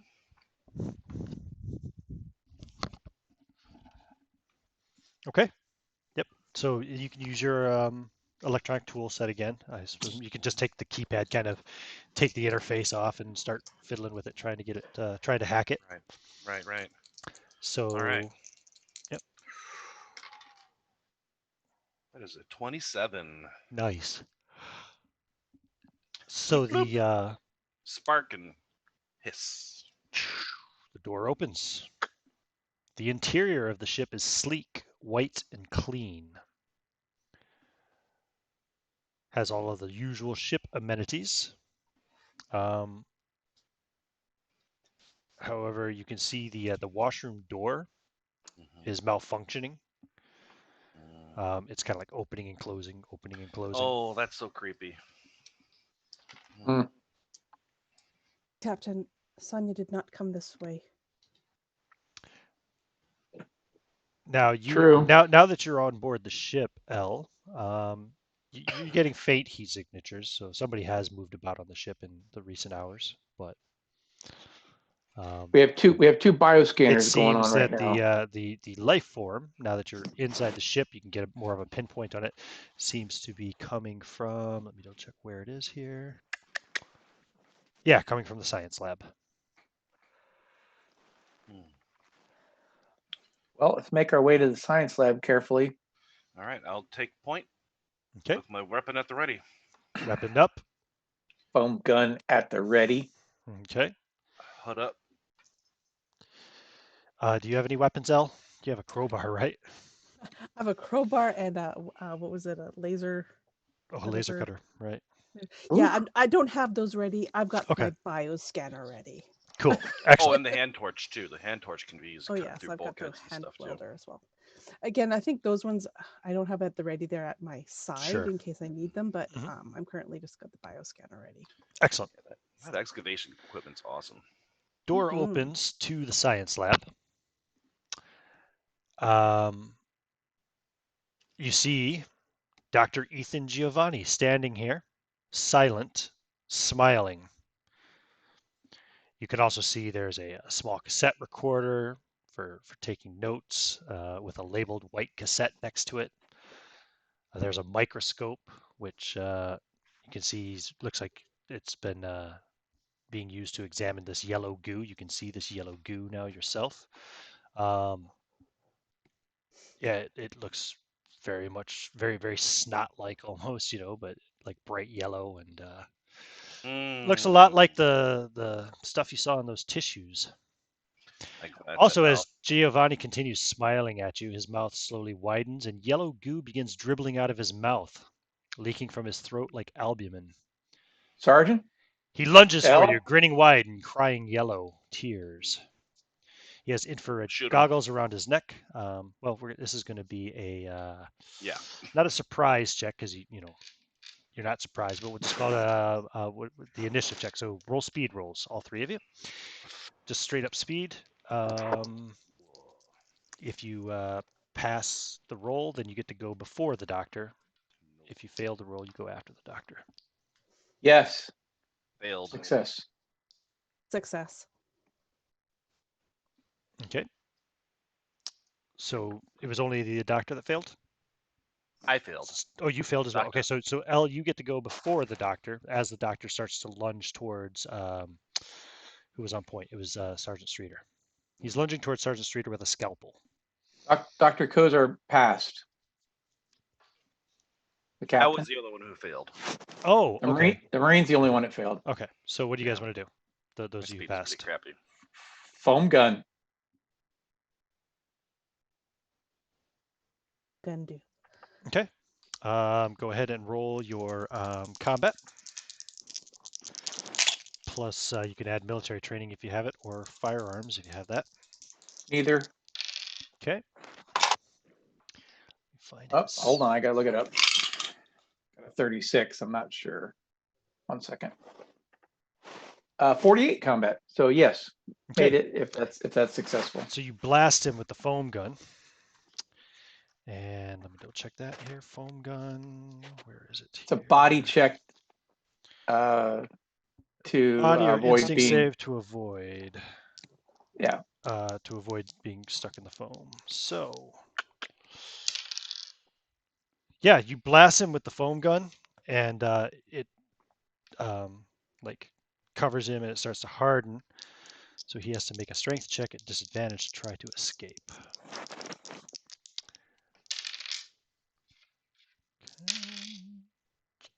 He's struggling to get out. He still has the scalpel, but you can see the goo is, or not the goo, the foam is hardening, and it's making it hard for him to move, and so he is prevented from attacking the Marine. L, it's your turn if you want to do something. I would like to disarm him. Okay. Remove the scalpel from his head. Yeah, go ahead and make a combat roll. Let you make it with advantage, and you can add military training if you have it, or close quarters combat. Oh, 28 under my 32. So yay. Excellent. Yeah, you disarm him easily. You take the scalpel out of his hand. That's He's good. still like just spewing this yellow goo out of his mouth, and he's Captain, making unintelligible sounds. I think we found patient 0. Indeed.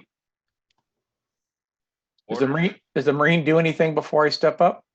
Yeah, you can As you can act soon now as because he's. as soon as he's disarmed, I'm gonna hold my fire. Mm-hmm. Which I'm holding. I'm still pointing the rifle right into the center mass, and I just kind of say orders. Covering his face so as not to get any back spray. He's going to step forward and get as close as he can safely get and hit him again and just try to cover up his head. Okay. Yeah. He's yeah. So you're able to just blast him a second time with the foam gun and kind of now you're covering his face. L, secure that goo. You go over to the microscope, L. Yeah, I would then do such. Do xenobiology. What's xenobiology? Oh no, nobody has xenobiology. I do not have xenobiology. There's no way we could have it. It's a master skill. Yeah. Mm. But I am not taking any chances with this stuff. So if there are gloves or any other things like that, I would totally suit up. Yeah. Find some sort of hazard, Yep. biohazard. You find a hazard suit. If you want, you can put on a hazard suit. I don't know if I would go so far as putting on the whole hazard suit, but I'm You just looking want to for put it into some kind of container. like Yeah. a biohazard container so Yep, that you can find one, no problem, contained. Yeah. and slip it into there. This slide of yellow goo. Yeah, and I would look around on the workstation there to make sure that is all of it. Like see if there's any other samples of this yellow goo. Yeah, you do find like this. This is just a small slide that he had of it under the microscope, basically, and but you do find a container basically full of yellow goo, like bread box size, Yeah, I would definitely put that into some sort of when you put like toxic waste kind of disposal. Why don't we put it container. into one of the cryo tubes and freeze it? Good idea. The doctor is still trying to struggle against the foam as best he can, especially now his head's covered and he can't really breathe. He's still struggling the best he can, but he can't move very well. I'll roll another strength check at disadvantage, but okay. Oh shit! He manages to break free as he's struggling. There are two The two hardening layers of it. foam. I know. Okay. The hardening foam cracks and he bursts free. Open fire. Yeah, you had a gun trained up. Go ahead and roll. I'll give you advantage too because I'll say you've been aiming, so you can roll it twice and take the best result. Did he succeed? Okay. What's the best possible roll? So Doubles. it's a contested Like roll. that. I rolled a 35, Mhm. which is actually a success for his instinct. But Right. so you need to either roll higher than a 35 and still Mhm. succeed, or roll a critical hit, which would be any successful doubles. And what's the best of those successful doubles? 00. 00 is always a critical hit. I 99 rolled- is always a critical fail. I rolled 00. I couldn't Nice. remember if that was the best or the Yep, worst. yep, That's why I yep. was being cagey on it. Yep. I rolled 00. 00 is a critical hit. So you Which you means blast him. max damage or something? I couldn't find anything about that, but I'll just give you max damage. Sure. What is the max damage? Is that a submachine gun or a pulse rifle? It's an SMG. It's 4d10. 4d10, so it does 40 points of damage. How many hit points does he have? Okay, so yeah, that lights him up pretty bad, and he's badly wounded. He's still alive, however, and he is going to lunge at you. I'll make his attack roll. Where's his combat? Okay, so he comes at you. You can roll your armor save to try to avoid his. He's now basically just trying to like grapple you. It seems.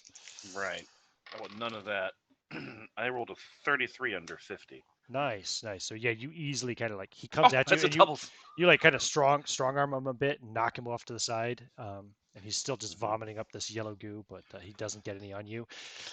And his body, he kind of falls to the ground after you push him. He falls over way too easy, actually. Mm-hmm. It's like pushing over like a really old man or something. Mm-hmm. And his body starts to convulse, and you can see he begins to melt. Get out. Get out. Get out. Get out. Get out. Get out. And I'll let them go first and just keep my rifle trained on them the whole time until I'm out the door and then slap the button to shut it. Seal the door. Yeah. Is there With- some kind of a with a hazard torch. thing I could use? Oh, Some kind of a what? actually melt it closed. Got it. Yeah, just break the Okay. seal. I could weld it closed. Yeah, weld it tight. All three of you give me an intellect roll, just a straight intellect roll. I finally made one. Yeah, easy. Oh, that's a bad roll. I rolled an 88. All right. Yeah, you're just That's a crit concerned. You're fail. just concerned with getting out. That's all you're thinking about, getting out. But Streeter, you passed. You quickly think you grab the cassette off the desk. Thank you. Um, That's what I forgot to do. Damn and then it. rush out. That's what I forgot to do. Wait, there's the cassette recorder, right? There is a cassette recorder. You've seen multiple cassette players Can and I swipe recorders. both of them? Nah. I already have. Yeah, there's other recorders. Okay. But if I grab both of them, will it fit the... All right, so anyways, I'll just grab it. So they're right next Run. to each other. Yeah. You grab the cassette recorder and the cassette and rush out, and you guys start welding the door to the ship closed. Yeah. While L is doing that, Dr. Then Kozar is you going get to a ping on your. No, Yeah, sorry, not that's- even a ping on the short range comms.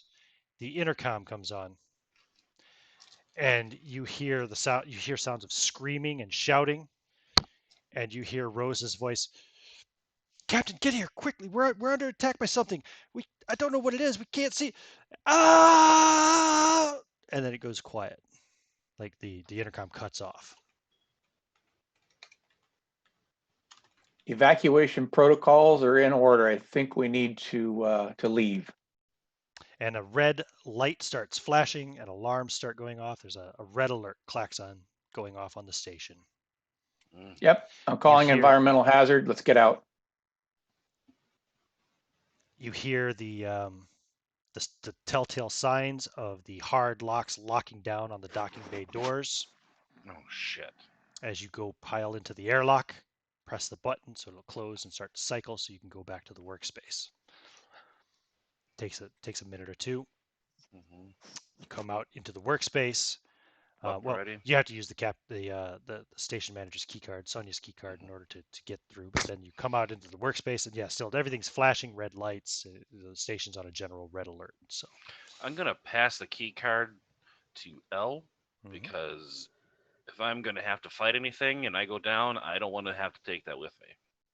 Okay. I'll pass her the tapes and stuff too. So he hands you Sonia's key card. He also hands you the cassette recorder, and he has got 2 cassettes, I believe now, right? You have a yellow Yep. one and a white one. Exactly. Okay. Okay. You guys are in the workspace. Oh yeah, let me roll something here. Okay, cool. Got it. Where's that at? Oh, right. I'm trying to find the Zoom chat, and it's right in front of me. Make sure to keep your eyes open for the ceiling tiles as we enter new spaces. Yeah, the Anything vent dropping space, the down on vents. us. Mhm. Oh, right. Thank you. I'll start splitting my attention between the Yep. ground and the tiles. There's an industrial vent in the corner by the generator in the workspace computer terminal. So We're heading over to our airlock, though, right? Yeah, we're getting out. okay. Yep. Makes sense to me. You go over to your airlock, swipe your card. The airlock opens. You got to go through, wait for it to cycle.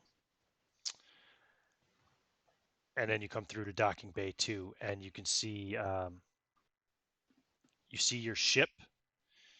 You see bits of cargo still around, still in the process of loading, although you don't see any of your workers here. You can see that your ship is currently, if you look at the doors are closed and locked. Okay, let's go back to back, and he's going to get a comms check. Short range comms. Is that you, Captain? It is us. What's Indeed. going What on? happened? We piled onto the ship when the general alarm went off. We were going to start prep. We were going to start prepping for takeoff, but everything's on lockdown. Well, go through the preambles as it is, and get a head count. Is everybody secure? Yeah, well, all three of us are here. Very good. What was that? What was that coming from the mess? What happened to the others? There's some sort of infection. I believe it's some sort of space madness. We're going to do biochecks on us. Go ahead and do a quick head count. Keep everybody in the same room. Do biochecks on everybody that's currently on the ship, and we'll get right back to you. We're going to secure the hangar area. Okay. Sergeant, you want to secure the hangar, and All right. L, you want to go ahead and put a quick weld on the door here, just a short one, a small one, to keep it from opening. All right. Yeah, I will check for vents first. Yep. Okay. If there aren't any vents to the docking bay, Okay.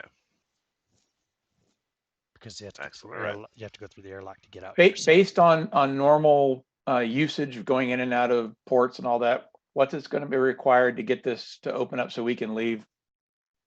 you're going to have to override the general alarm, station-wide alarm. Oh, damn. The only place I know where we can do that is the terminal in the bath and the washroom. No. I don't know You of can any also do other- it. You can do it from the terminal here as well. It has the same. in the docking bay. Mhm. Oh, I'll Yep. see if I The can. docking bay, the workspace, and the emergency control panel, which was up at the Sergeant, vents, while all have the same functions. Sergeant, while you're securing the area, make sure there's no goo or weirdos in here. Let me borrow your electronics kit. I'm going to see if I can hack this blast door. Certainly. Yeah, go over and pop open the last of the kits or the crates. Not even gonna bother trying to scan, just popping them open. Just okay. The crates that are still not loaded on your ship, yeah. Right. Okay. Because And we're you're not gonna be loading them. You're checking for any signs of yellow goo or. Yellow goo or other life forms. Mm-hmm.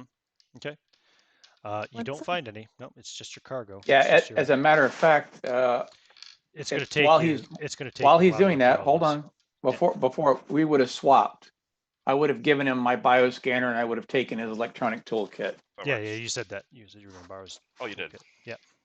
No problem. So he's got the bioscanner with him, and I've got the toolkit. So I'm going to go ahead and try to hack the door, Okay. the blast door.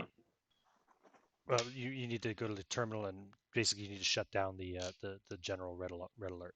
Right. I've got computers, intellect, and then the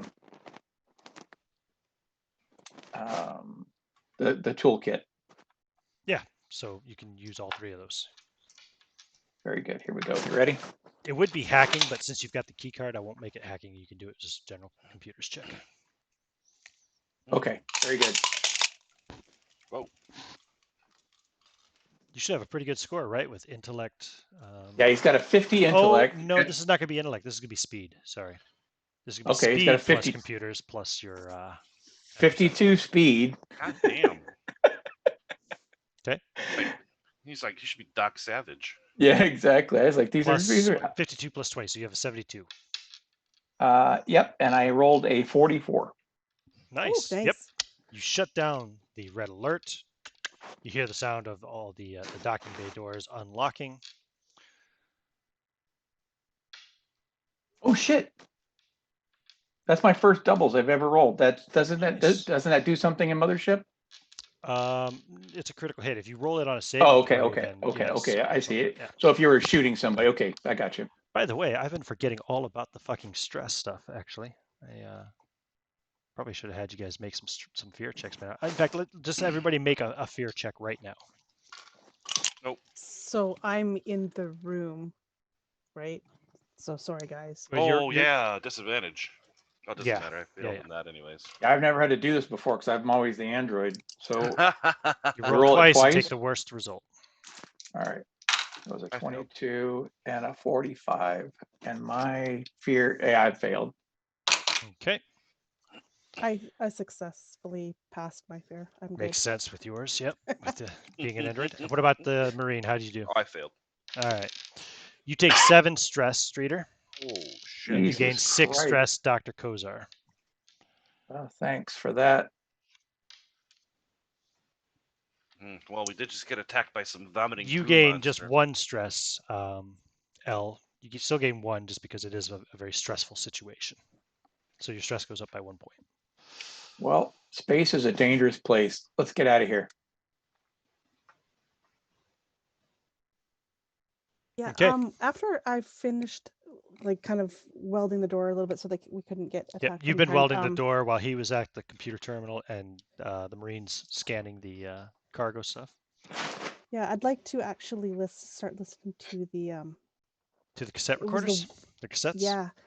It was the Excellent. white one that was with the doctor, right? Correct. And the yellow one was the Yeah. one that was found up in the vents above think I the listened- washroom. Listen to the white one first. The white cassette. Actually, there's a label on it. It says Dr. E. Giovanni, log HRCLS-EX0119. You play the tape. You hear Dr. Giovanni's voice.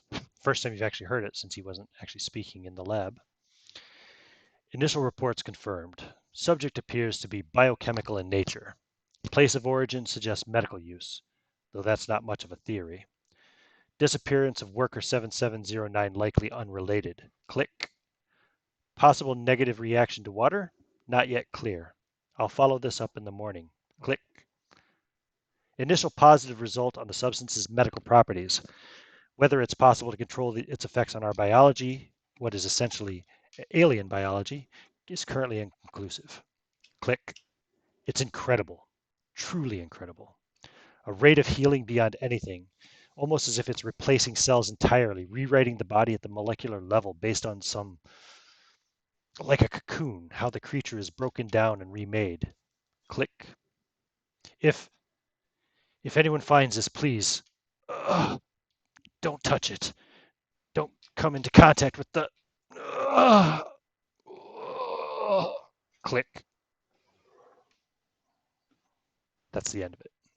While Elle was listening to that, Kozar was contacting the Teamsters to let them in, and that everything's secure. We're going to get out of here. So start the preamble. Hold one, Captain. I think, yeah, Rogers has gone missing. He was just here. Fuck. What the hell is? And then you hear the sounds of gunfire from within your ship. You might even see some flashing lights if there's any kind of. They have window. They wouldn't have windows on a ship, would they? No, you may not see flashing. You just hear the sounds of gunfire. You hear the sounds of bullets ricocheting within the inside of the ship, and then silence.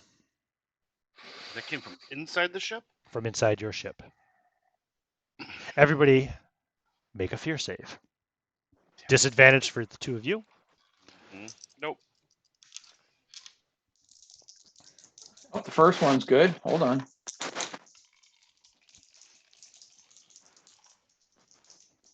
Okay, the second one's actually okay. Let me see if it passes.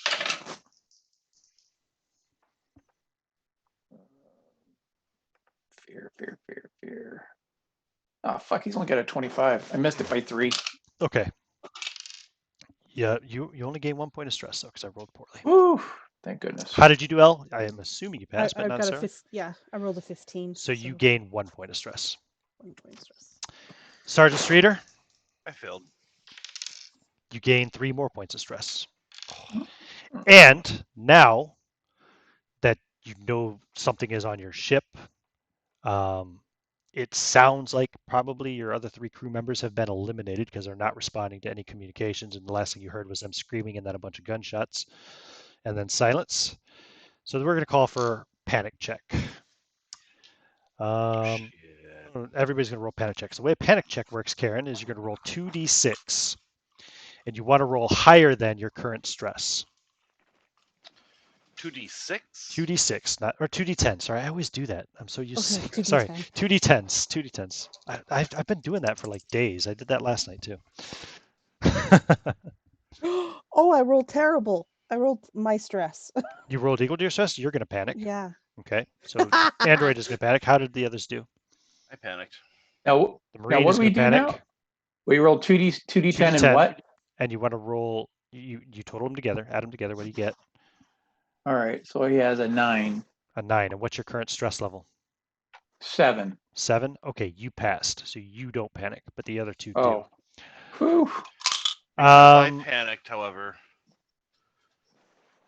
Yeah, we'll get there. We'll get there. Has to make fear saves. We'll get there in a second. But first, we'll resolve everybody's panic. So, roll 2d10 again, and add your stress to it this time. L. Oh, jeez. 12 plus 4, 16.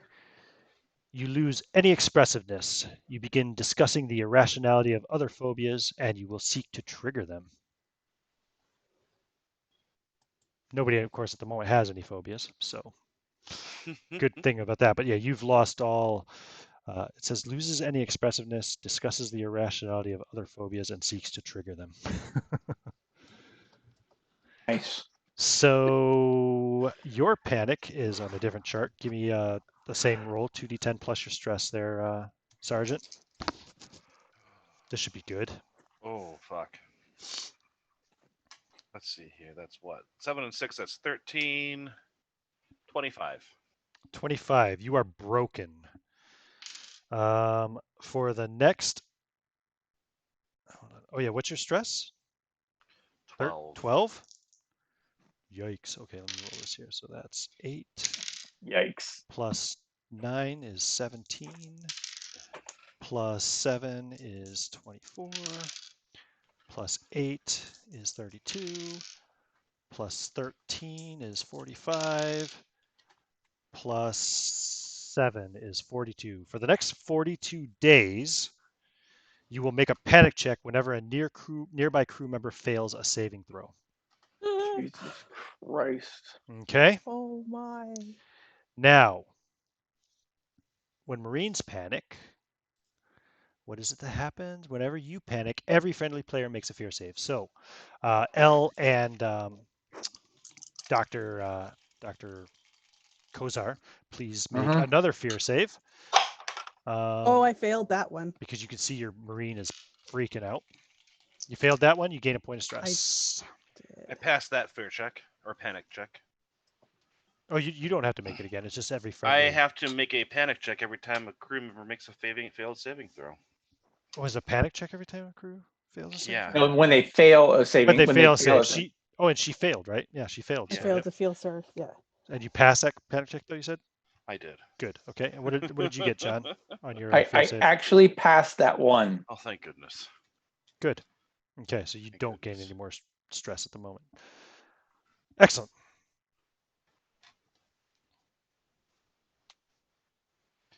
Oh, we're all gonna die up here. Just kind of walk over to Creighton, slump down, and put my head in my face in my hands. Well, keep your eye on the door, because whatever's in there is going to be coming out. Are there any other ship options? The Heracles. The one that had the gooey scientist on it? That's the only 2 ships. There's only 2 docking bays.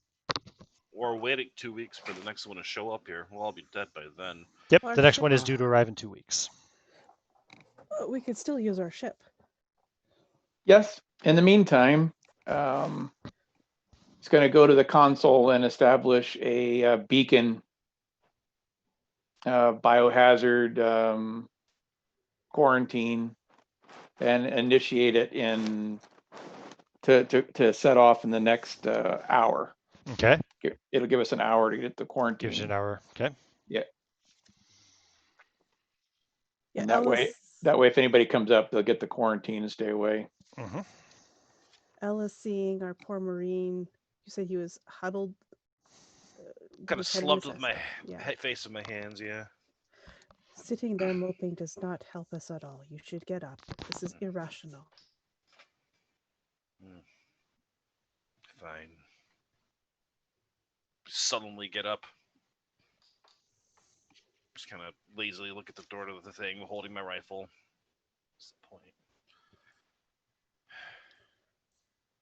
he's gonna kick on the local comms. Crewman? Anybody still alive in there? You do a bioscanner? Yeah, we have two of them. Yeah, I said, do you want to use it? Do you want to do it? Yeah, if they don't answer, You then get we're no gonna do response. No, you get no response. All right, 2 bioscanners then. Yep, there are no life signs aboard your ship.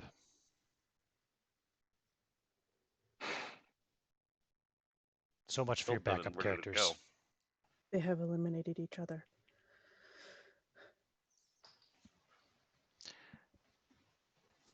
I'm not gonna make you make Okay. another fear save because you already I think you probably already assumed they were dead anyway. But Right, I already right. kind of made you make a fear save for that. So Right. So,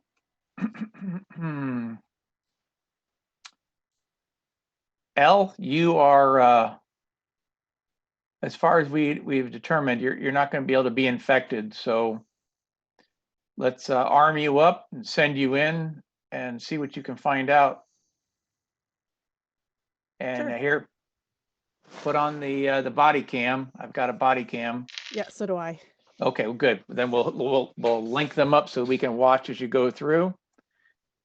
I would recommend you take the foam gun. Just point and click, and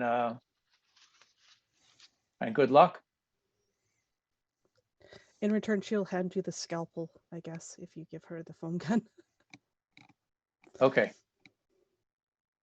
Sounds good. okay, Marine Sergeant, you ready? Yep. All right, so we will stand back and open the door. all right. Open the door, and you're going aboard. Yeah. So as you open the door, the first thing that you notice right away is that smoke comes pouring out. There seems to be a fire aboard. We have automatic suppression system, or we need to press a button, or what? You do have an automatic suppression system, but it does not seem to be functioning. It should be activated, but it's not. Well, it's all on L at this point, so Do you go want me- Android, go. Do you want me to take care of the fire, or? Of course, press the big red button. Okay, she'll You try want to to see where the press it. fire's coming from? It seems to be coming from the cargo bay.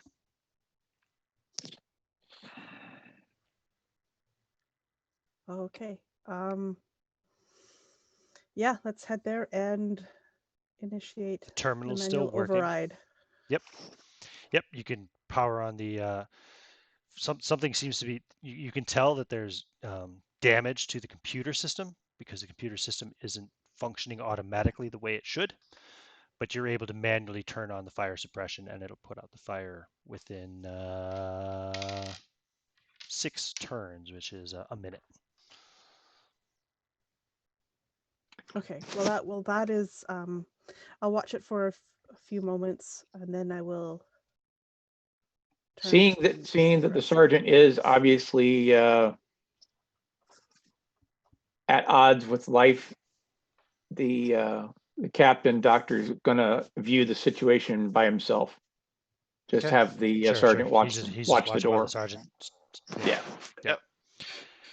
Where do you want to go next, L? So the fire is being fought in the cargo. It'll be out in a minute if you want to wait, but yeah. L, whenever you leave one area, make sure you secure the door and lock it. Okay, so before I leave, I'm going to use the bioscanner.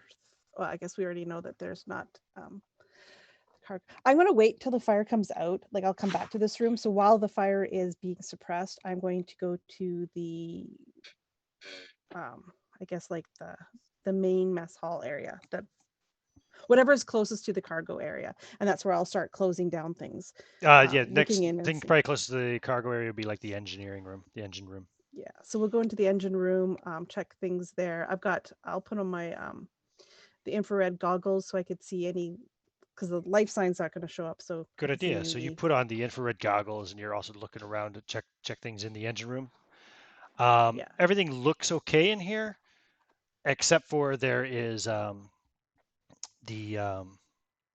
the jump drive and the thrusters, the main engines anyway. So I assumed that they would be kind of connected in some way. There's a flashing red light, and if you go up and look at the screen, it says navigation controls malfunctioning. Okay. I will relay that to the captain. Meanwhile, I will come out of the room. I will close the door. Go out into the hall. Yeah. Lock it. And with your infrared goggles on, you catch something in the hall that you've just stepped out into, like a movement. And when you look at it through the infrared goggles, it's kind of reminiscent of like the you remember what the predator looks like when it's cloaked, right? Mm-hmm. You Oh know, yeah. you see a shape, something kind of like is it humanoid? Actually, I don't think it is. Does it? It's not a humanoid shape though, like the predator, but you see that kind of a distortion, right, of something in the hall with you. Give me a fear save. Oh, that's a good. That's 49. So that's good. Excellent. So your stress stays the same. Make a panic check. 2d10. 2d10. And you want to roll over your stress. Over stress. I rolled a 10, which is over my stress. Yes. Excellent. Okay, so you don't panic. You keep your cool, your wits about you. But you're pretty sure that you have some kind of alien life form in the hallway with you. What would you like to do? I would like to shoot the foam gun at where I saw it. Hopefully to make it visible. Excellent. Very good. So let's start here. Special abilities. Oops. Okay, so you blast it with the fear gun. So make your, or with the foam gun, make a combat roll. If you have military training or firearms, you can add that. Oh, I got a 34. My combat's 32, so that is a A fail. fail. Okay, so you fire and the thing moves quickly to the side. It seems to go like up the wall and onto the ceiling, and then it's rushing towards you. So my body cam is on this whole time. So Your I don't body know. cam's on the whole time, but they can't see it because they don't have They infrared. can't see it. Yeah, they don't see Okay. anything. They just see what you're doing, but they don't see anything. But the thing, this shape does charge you, and it is going to attack you. So please make an armor save. Okay, what do I? So I try to roll under my armor. Correct. It's a saving throw. Yep, an armor save. Yep.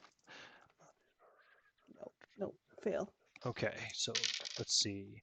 Yeah, its first attack hits you for 7 points of damage. The second attack, you can roll another armor save. Nope. Okay, second attack hits you for another 5 points of damage. So it's 12 total now, I think, right? Yeah. And then it's going to try to devour you. Oh, lovely. So I'm not screaming, but I am very calmly saying, Captain, there's something here, and I'm being attacked. Yeah. Roll another armor save, please. Armor? Okay, please. Nope. Okay. So it begins to devour you. So you take another 21 points of damage. Ow. 21. Let me double check this. Okay, so then we get to the next round. Make a body save. A body save. Okay. Yep. Yep, a body save now because you're being devoured by this thing. Oh, I made that one. You made that one? Okay, good. Yeah. Good. Yeah, all right. So roll your speed check and see if you go before or after the creature. Oh, I rolled like 000. And to Is that good or back up bad? her argument, a 0-0 is a critical success. So you go first and you get to take an extra action. So normally the way it works, right, you have like 2 actions in a turn, two minor actions. So minor actions include things like moving, attacking, What else is there? Where is it here? I'm missing it apparently.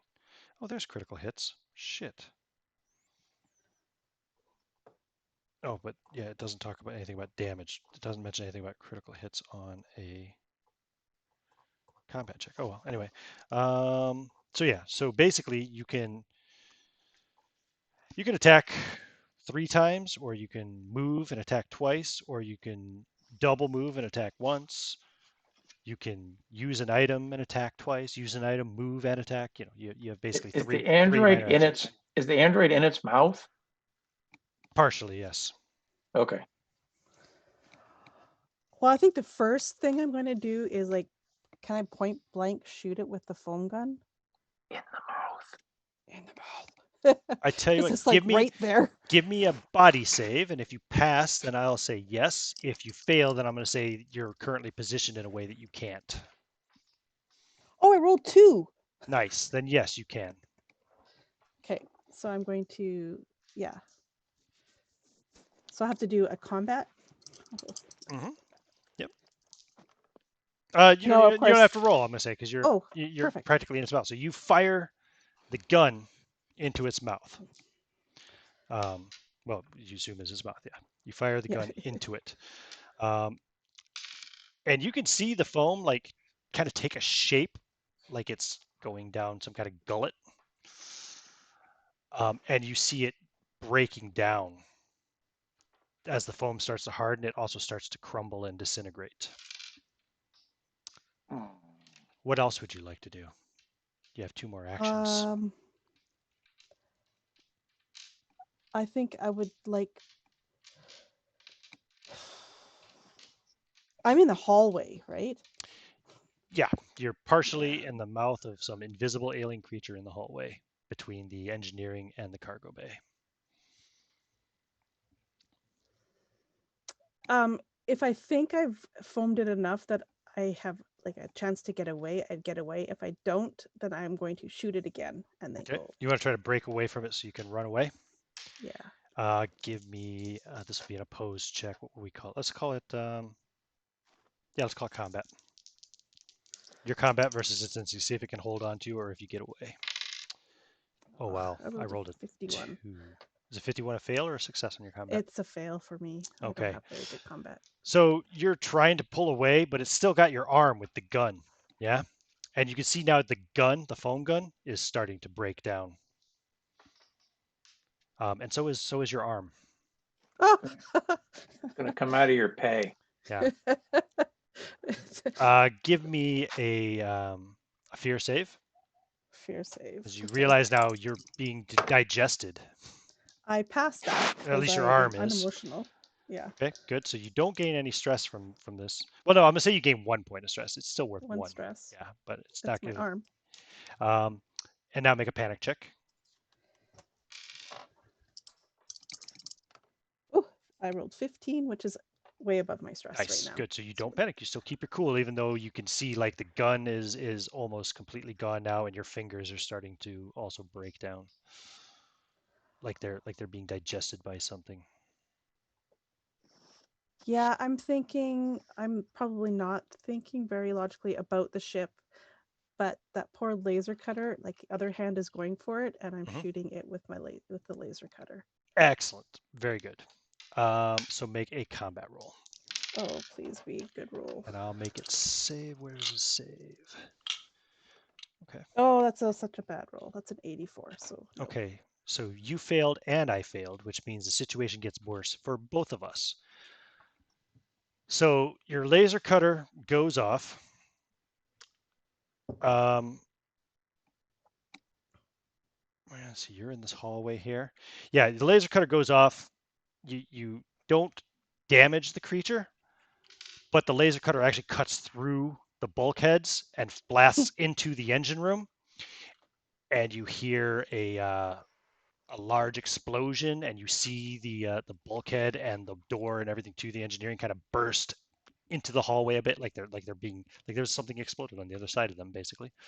They don't blow in completely, but you can see the damage caused from this explosion inside. Smoke immediately starts pouring into the hall as the engine room is now on fire. And it's the monster's turn. Roll a body save.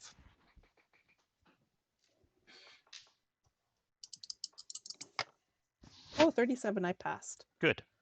So now roll an armor save. First attack, missed. And Okay. that is a fail. Oh, okay. So the monster tries to attack you with one of its invisible claws that you can't see, and it doesn't hit you. However, in the struggle, in the process of trying to avoid the attack and everything else, you're now getting closer and closer to the engine room. You can feel the temperature rising. Its second claw attack, you can roll another armor save. Oh, that's a critical fail. I rolled a 66. Oh, critical fail. Okay. You immediately take a point of stress and make a panic check. And I'll roll the Panic. damage. You also take 18 points of damage. Okay, well, I Jingo. passed the panic, but you said 18? 18 points of damage, yep, from the second claw. Yeah, there's not much left of me. Okay, and it's going to try to devour you further. So roll another armor save.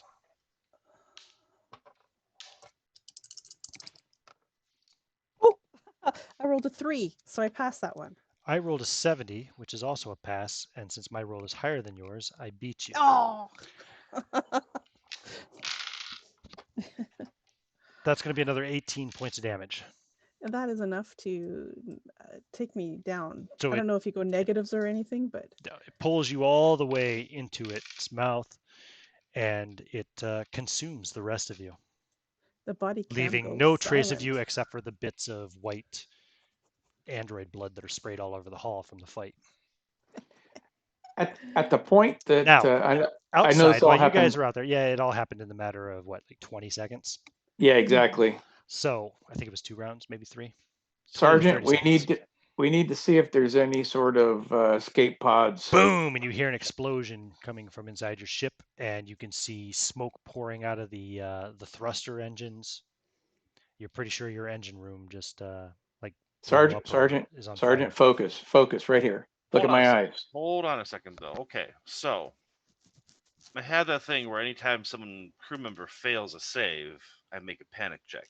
But you didn't see But that. you weren't in there with her. You didn't see. I wasn't with her. It's just the body cam footage. Yeah. Okay. And you wouldn't even look at the body cam footage because he And he wouldn't even let you watch the body cam. Mm-hmm.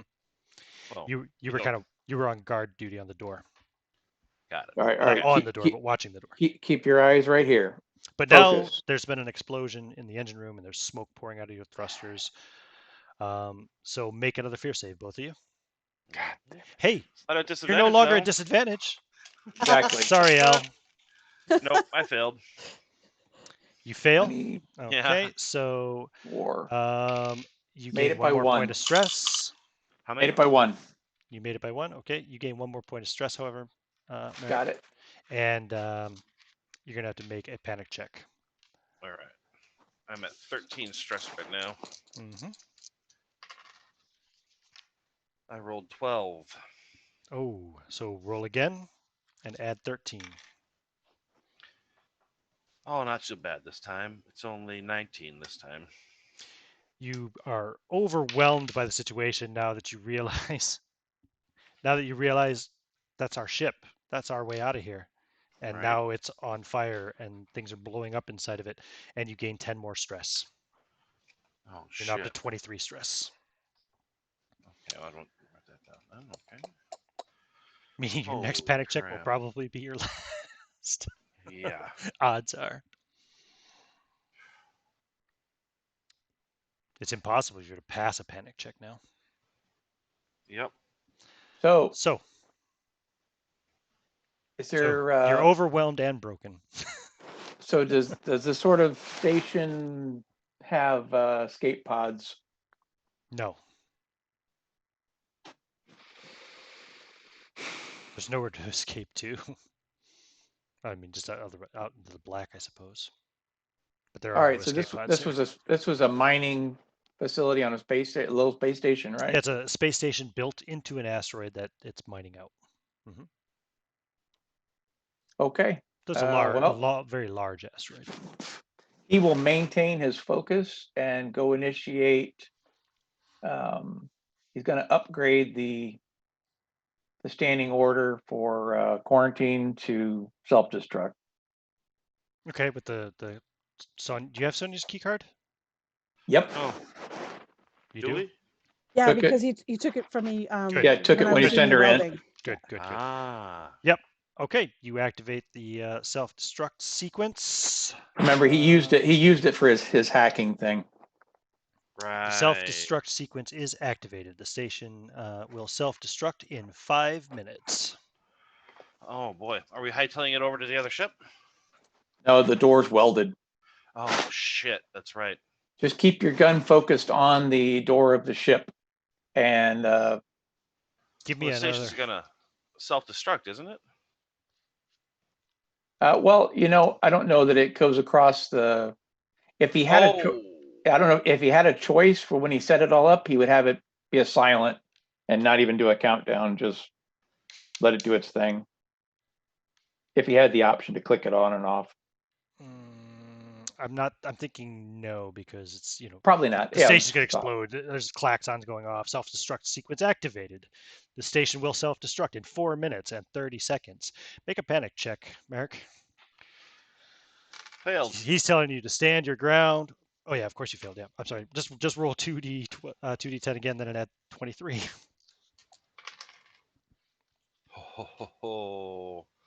Let's see here. 23.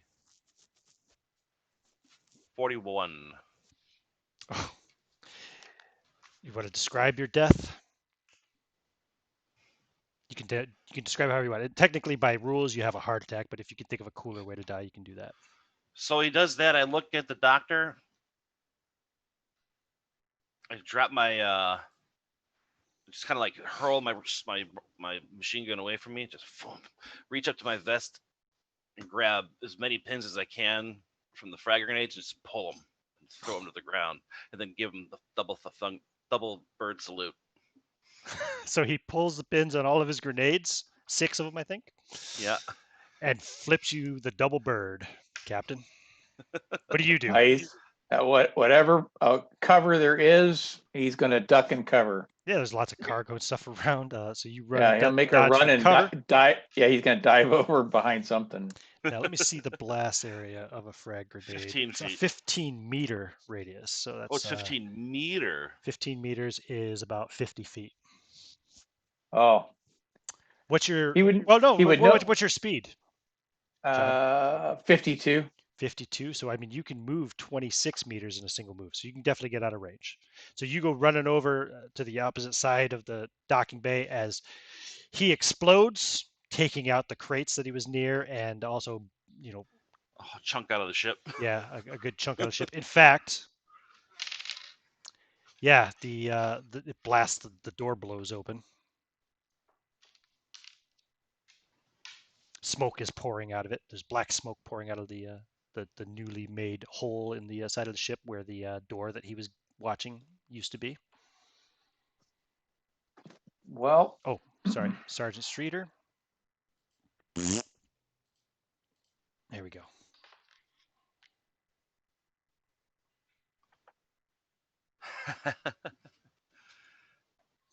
Well, he's done all he can do.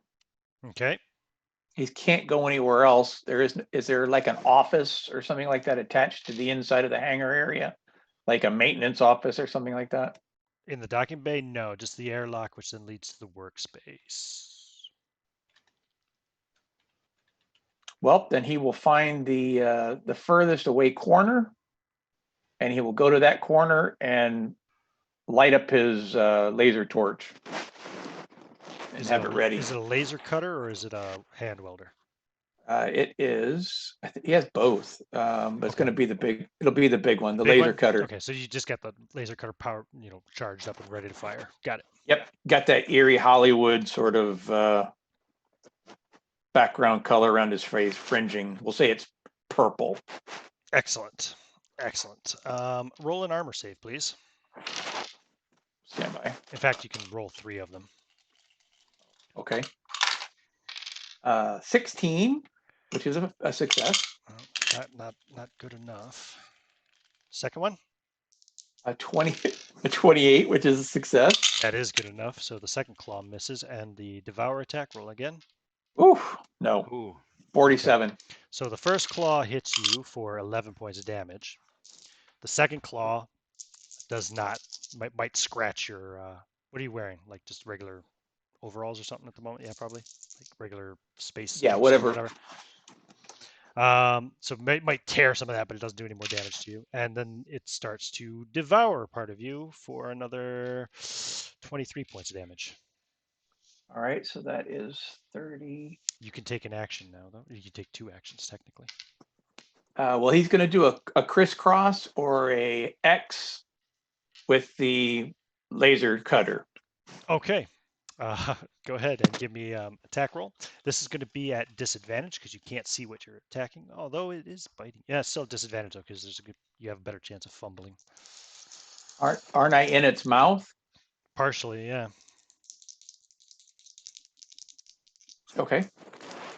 Partially, the arm that's not holding the laser cutter, I'll say, to be nice, because if it was the arm with the laser cutter, you probably. Well, 16, so that was a success, and we'll see what happens on the second one.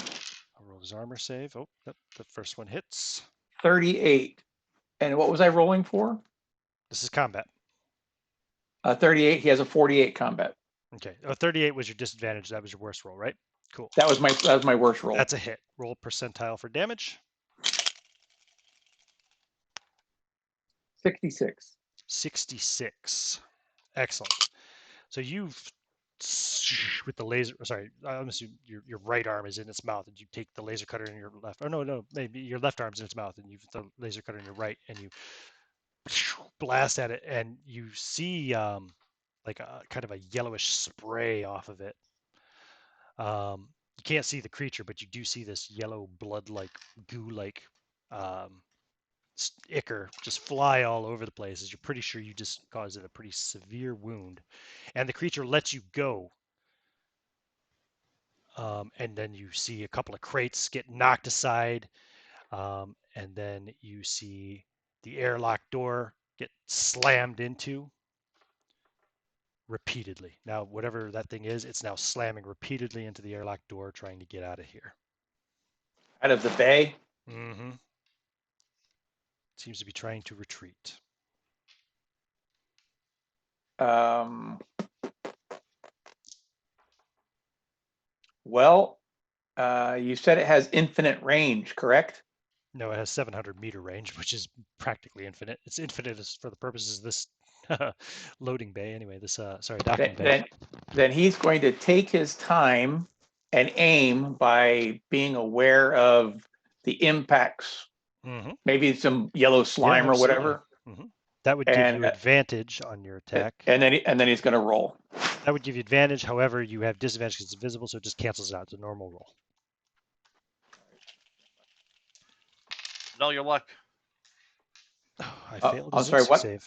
Spend What all your happened? luck. Spend all your luck. I was like, where's our luck rolls? Yeah, that would be great. 44. 44 is a critical hit. Oh. Yes. Assuming that's a success. Yeah, you have 48, right? He has a 48 combat. Right, he's Doc Excellent. Savage. So And I have to roll again, you said, for disadvantage? No, you blast it again. No, you don't have disadvantage. Your advantage and disadvantage cancel each other out. And then this is percentile damage? Yeah, I'm just giving you max. It's 100. Oh, okay, because I got 87. You blast right through the creature. Also compromising the airlock. Of course. But of course. yeah. And now you see yellow goo spraying all over in front of the airlock as the creature is thrashing around and howling in pain. Mm-hmm. And now it's making a lot of noise. It's been pretty silent up to now, but it kind of sounds like a cross between a train coming down a tunnel and nails on a chalkboard through a freaking Motorhead amplifier. Well, just coincidentally, Dr. Roman Kozar likes both of those things. That's nice. Good. So it's a pleasant sort of a combo for him. Isn't it though? It's like shrimp and grits it's just perfect. ABBA and Metallica or something. All right.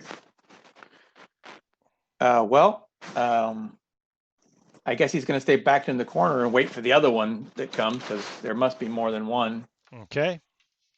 How long you can wait for? Well, Station will apparently, self-destruct in 3 exactly. minutes and 45 seconds.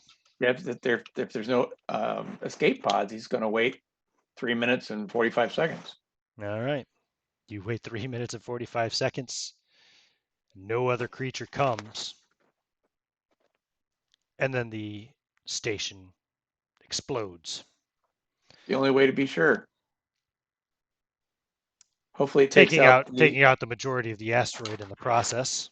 Exactly. Leaving chunks of space rock and debris and yellow goo just floating in space. Mm. Congratulations, you won. You killed the monster.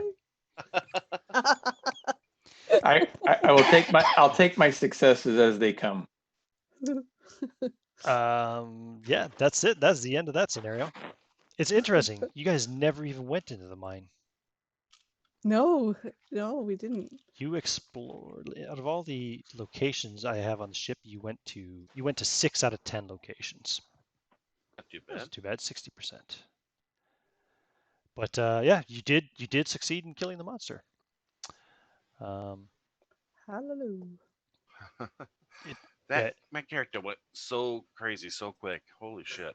I know, right? It went that devolved real quickly.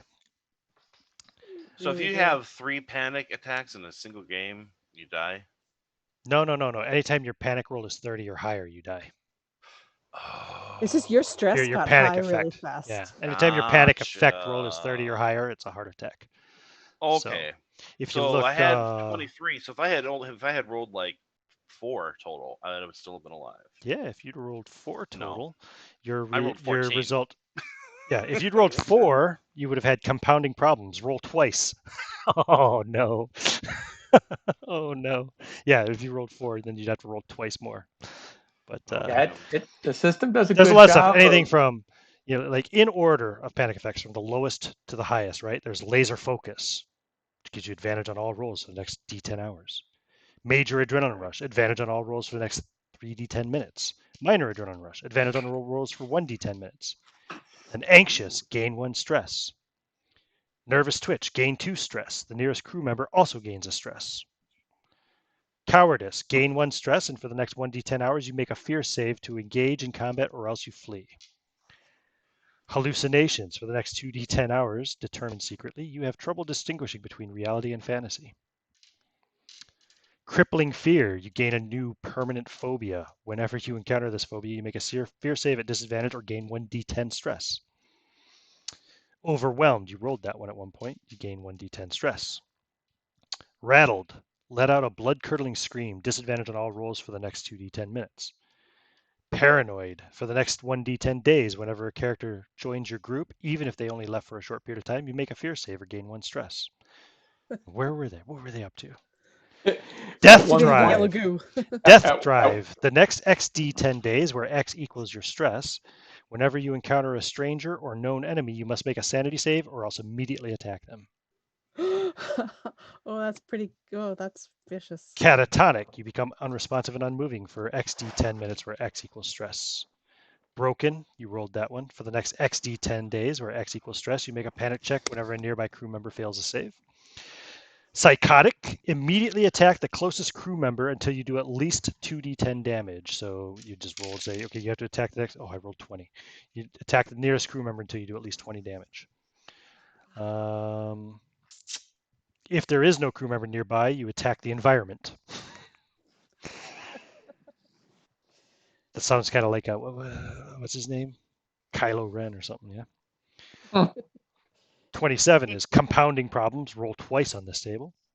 28 is a descent into madness. You gain 2 new phobias, and your stress can no longer be relieved below 5. 29 is a psychological collapse. You become permanently irreparably insane. Your character is now played by the warden. And 30 plus is instant death. It says heart attack, instant death, but I like to kind of give you the option of doing something cool, like what you did. I thought that was a lot cooler than just falling over from a heart attack. So I forgot I had a vibroblade, or I would have done something much worse. So that's that's cool. I thought it was cool though, just pulling the pins and then the Yeah. fuck you, I Captain. Right. love that. It's like, here's this cold guy. He's held it in his whole life because he knew that's the best way to be. And like, fuck it. I'm And gonna I live thought a it was little it before was I it was blow up. doubly cool because I know, and I don't think you know, that John hates being flipped off. Oh, I really? fucking hate it, dude. It's like it's one of his Oh, biggest pet sorry. peeves. But I don't like it either. that Oh, was the haunting of Ypsilon 14. So thank you for Mm. playing. I hope you enjoyed it. I'm going to Indeed. stop the recording, but I'll be happy to discuss anything you guys want to talk about. So.